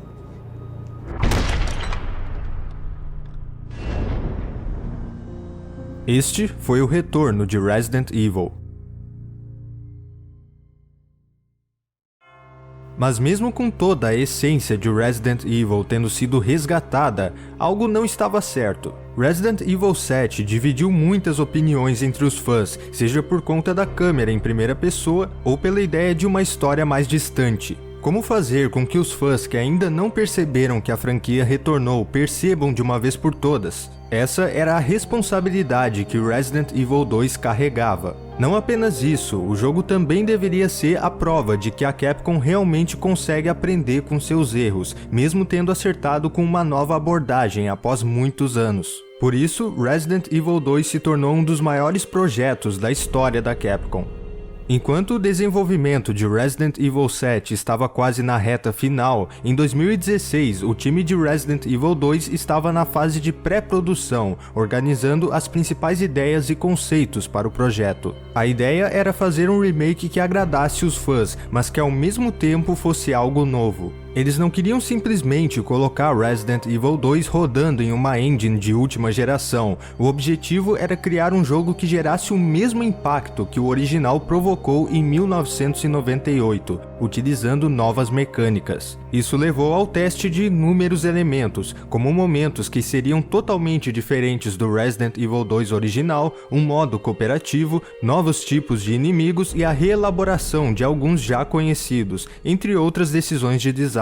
Tinha até uma parte em que o jogador dirigiria um carro. Muitos desses elementos não foram parar no jogo final, seja por ferirem a proposta do jogo ou por simplesmente não funcionarem como o esperado. Um outro aspecto amplamente testado em Resident Evil 2 foi a perspectiva de câmera. O Resident Evil 2 original tinha câmera fixa nos cenários. Qual seria a melhor opção no remake? Os desenvolvedores testaram a câmera fixa, mas o resultado na prática não foi satisfatório. Esse era um modelo que poderia atender a alguns fãs, mas não necessariamente seria uma boa decisão de design hoje em dia. Por isso, a câmera fixa foi descartada. A câmera em primeira pessoa foi colocada em teste, inclusive um esquema semelhante a Resident Evil Dead Aim foi testado, ficando em primeira pessoa apenas quando o jogador mirava. Mas sobre isso, algo certamente foi levado em conta. Quando Resident Evil 7 foi anunciado como um jogo em primeira pessoa, uma grande parcela dos fãs detestou essa troca de perspectiva.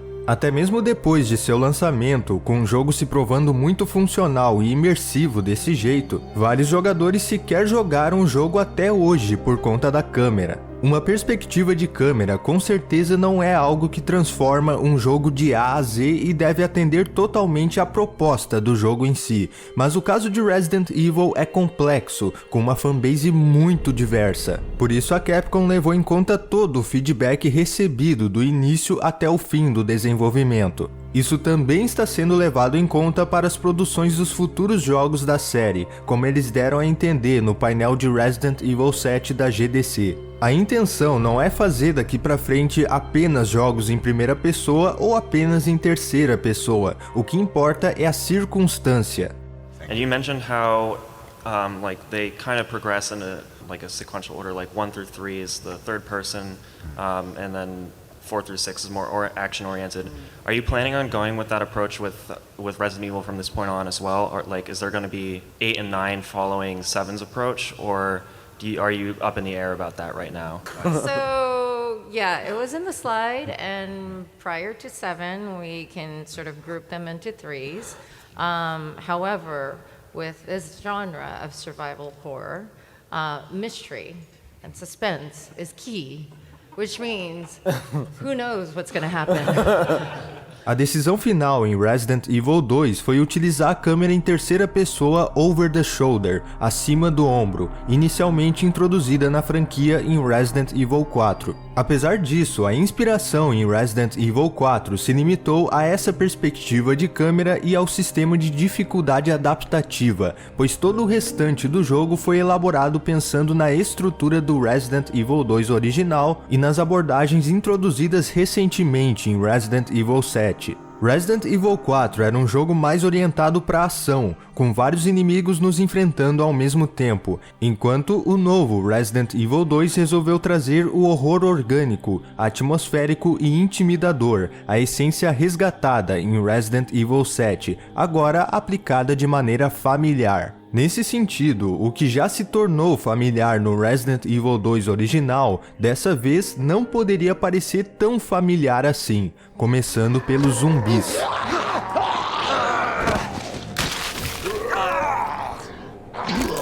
Hoje em dia, seja em jogos, filmes ou qualquer outro meio de entretenimento, zumbis se tornaram algo extremamente banal e comum, aparecendo muitas vezes da mesma forma, o que era muito diferente no passado, quando eram novidade na época dos antigos jogos da franquia Resident Evil. O time de Resident Evil 2 Remake queria que os zumbis fossem algo nunca visto antes, voltando a serem totalmente ameaçadores e perigosos, como eram no passado. Em Resident Evil 7, os desenvolvedores tinham o desejo de colocar zumbis, mas não fizeram pelo simples fato da RE Engine não estar pronta para isso. Eles podiam ter colocado, mas o resultado não seria satisfatório, pois o motor gráfico ainda tinha que evoluir. Com a experiência do desenvolvimento de Resident Evil 7 e o aprimoramento realizado em Resident Evil 2, foi possível criar inimigos extremamente realistas e intimidadores.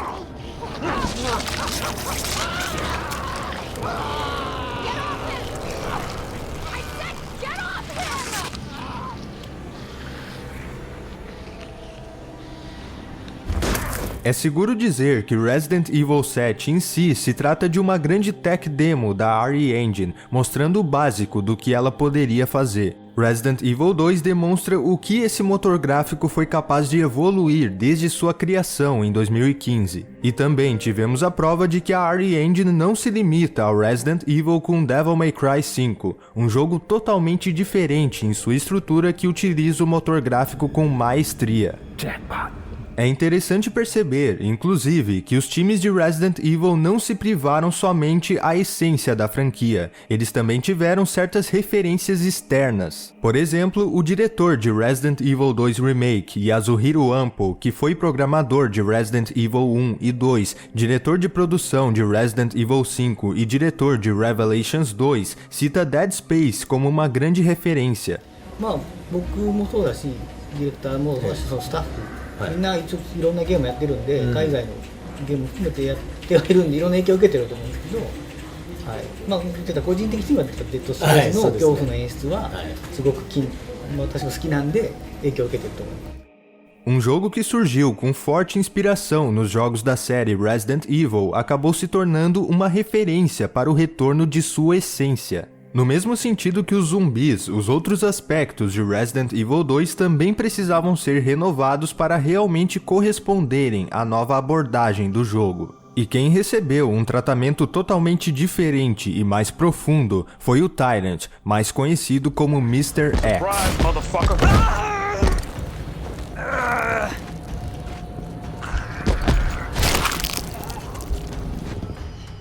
No Resident Evil 2 clássico, o Tyrant aparecia apenas em situações específicas e se limitava a alguns lugares. Ainda assim, para a época, ele já era algo muito ameaçador. Mas é claro que hoje em dia isso não seria interessante. Um dos fatores mais importantes em Resident Evil é a imprevisibilidade.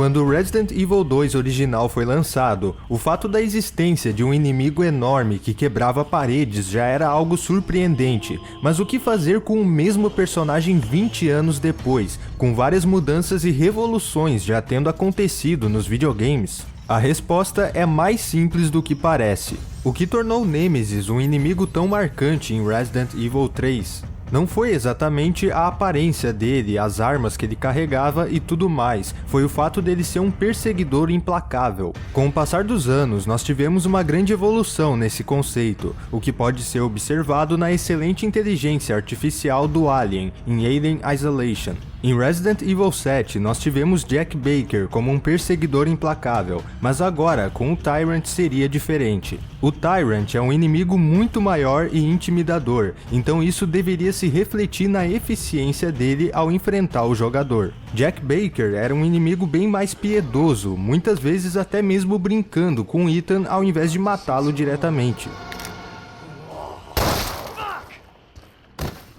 Já o Tyrant é um monstro totalmente irracional e com uma força absurda, por isso ele é capaz de matar o Leon ou a Claire com poucos golpes. Mas esse não é o único detalhe determinante no grau de ameaça do Tyrant. Quando Jack Baker aparecia em Resident Evil 7, não havia nenhum outro inimigo para nos atrapalhar, o que acabava facilitando a fuga e o combate, pois só tínhamos que nos preocupar com ele. Já em Resident Evil 2, ao mesmo tempo que enfrenta os zumbis, Lickers e outros inimigos, você deve se preocupar com a presença do Tyrant, o que aumenta e muito a sensação de perigo e a dificuldade no jogo, tornando uma arma biológica sem carisma nenhum e um inimigo memorável.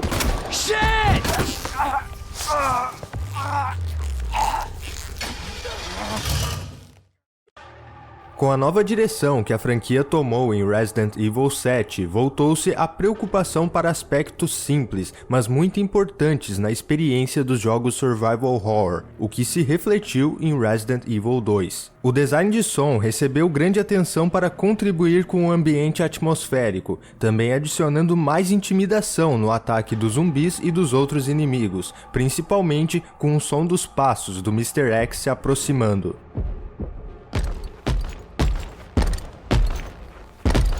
Muitas mudanças ocorreram no remake de Resident Evil 2, mudanças que tornaram coisas do jogo totalmente novas e diferentes do original.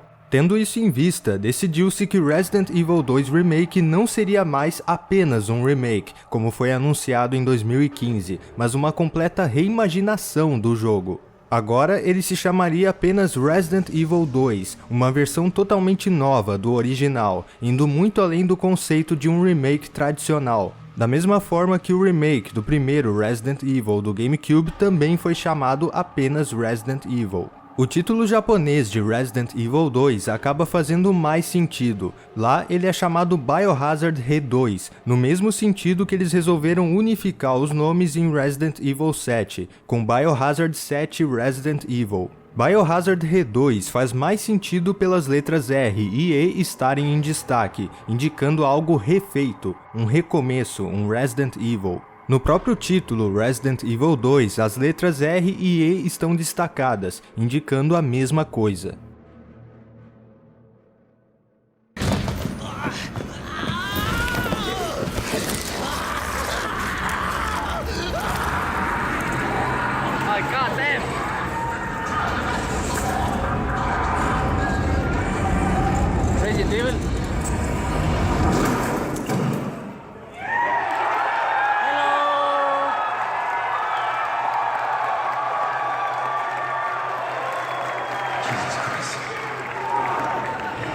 It's coming.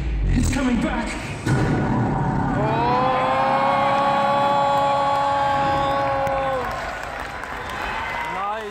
Depois de 3 anos de puro silêncio, Resident Evil 2 é finalmente mostrado na E3 2018, sendo um dos anúncios mais impactantes do evento. As impressões iniciais foram extremamente positivas e o público ficou muito otimista para o jogo final. Ele, junto de Devil May Cry 5, se tornou um dos jogos mais aguardados de 2019. E então veio o resultado. Resident Evil 2 abriu o ano com chave de ouro, sendo um grande sucesso comercial e de crítica. Depois de 14 anos com Resident Evil 4, a franquia retomava seu posto de excelência entre os melhores jogos do ano, com uma média superior a 90. Por mais de 10 meses, ele se manteve o jogo com maior média de críticas entre todos os jogos novos lançados em 2019. O jogo era um total aprimoramento do que foi visto em Resident Evil 7, criando uma experiência totalmente nova, apesar de semelhante ao Resident Evil 2 original, se tornando uma grande obra-prima do survival horror. É claro, o jogo tem certos problemas de incoerência em relação à história e os acontecimentos, algo que não acontecia no original com os cenários A e B de cada personagem. Inclusive, a questão da acessibilidade pesou de maneira semelhante a Resident Evil 7. Mas, por exemplo, a variedade de inimigos, que foi algo que deixou a desejar em Reset, não foi um problema aqui. Os puzzles que eram considerados fáceis no jogo, em R2 se tornaram mais complexos, exigindo que o jogador tenha que explorar e investigar o cenário, como sempre foi em Resident Evil. Só abro uma exceção para o puzzle de Feliz Aniversário do Resident Evil 7, que é genial. Percebe-se que muita coisa criticada em Resident Evil 7 foi tratada em Resident Evil 2, apesar de alguns outros deslizes aparecerem. Mas todo esse sucesso e aceitação do público tem um grande significado. Esses últimos anos foram intensos para nós jogadores e para a Capcom. Depois de um período com poucos lançamentos e boa parte deles sendo de baixo orçamento, vimos ela retornar com jogadas arriscadas que não pretendiam agradar a todos, mas preparar o cenário para o futuro. Agora, ela é novamente uma das mais adoradas da atualidade, retomando a estabilidade financeira e lançando grandes sucessos. Mas qual é o significado de tudo isso? Toda a crise que a Capcom sofreu fez seus funcionários pensarem no que realmente importa. Eles não tinham mais o dinheiro e a reputação para produzir jogos enormes, mas entenderam que todos esses anos de experiência significavam algo. A chave para tirar a empresa da decadência era ouvir os fãs e reconhecer o passado. Entender o que realmente é Resident Evil e aplicar isso nos jogos era o que a maior parte dos fãs desejava. Ouvindo os fãs, os times de Resident Evil produziram um ótimo retorno às origens e um excelente segmento dessa essência. Se preocupando com a qualidade e a autenticidade, eles produziram a RE Engine, um motor gráfico espetacular que também possui muito potencial para a próxima geração. Foram pessoas como Jun Takeuchi que conduziram a produção desses jogos a priorizarem os fãs, e não o lucro em grande escala. Essa nova mentalidade que surgiu na Capcom nos últimos anos resultou em grandes realizações, como o retorno de Monster Hunter para os consoles com Monster Hunter Road, de 2017, que hoje é o maior sucesso de vendas da história da empresa. Não apenas Resident Evil, mas também Devil May Cry teve seu caráter original resgatado, tendo uma sequência do quarto jogo após quase 10 anos. Já que Resident Evil 2 e Devil May Cry 5 fizeram um grande sucesso, a Capcom está considerando trazer de volta as outras franquias que foram abandonadas com o tempo, além de que a demanda de fãs de franquias como Dino Crisis e Onimusha são muito altas. Mas o caso de Resident Evil é muito específico, é o caso central da redenção da Capcom. Quando Resident Evil caiu, a Capcom também caiu, mas quando Resident Evil voltou, ela também voltou. Resident Evil 2 e 7 são a prova evidente de que eles aprenderam com os erros e conseguiram se redimir. Resident Evil 7 e 2 são a prova de que não é uma perspectiva de câmera que define o que é Resident Evil. A essência da franquia está na alma do projeto, no que ele pretende apresentar e alcançar. A parte final de Resident Evil 7, em que Ethan enfrenta inúmeros inimigos e vai atrás de Evelyn, e a cena em que Claire enfrenta William Birkin sem medo algum em Resident Evil 2, demonstram claramente o verdadeiro conceito de survival horror. O desenvolvimento de personagem que acompanha a progressão do jogador, enfrentando e derrotando aquilo que um dia lhe dava medo. Os dois jogos possuem seus erros, eles não são jogos isentos de críticas só porque retornaram às origens. Ainda existe muito o que melhorar, seja na estrutura de gameplay, decisões de design, o tratamento do enredo. Essas são coisas que todos nós devemos estar cientes de que existem nesses jogos. Mas depois de ver uma franquia sofrer uma queda tão grande e retornar com força anos depois, nós podemos dizer com orgulho que a essência de Resident Evil, a sensação de jogá-lo como antes e a expectativa para cada novo título da franquia foi resgatada. Nós podemos dizer, sem medo nenhum, que Resident Evil renasceu.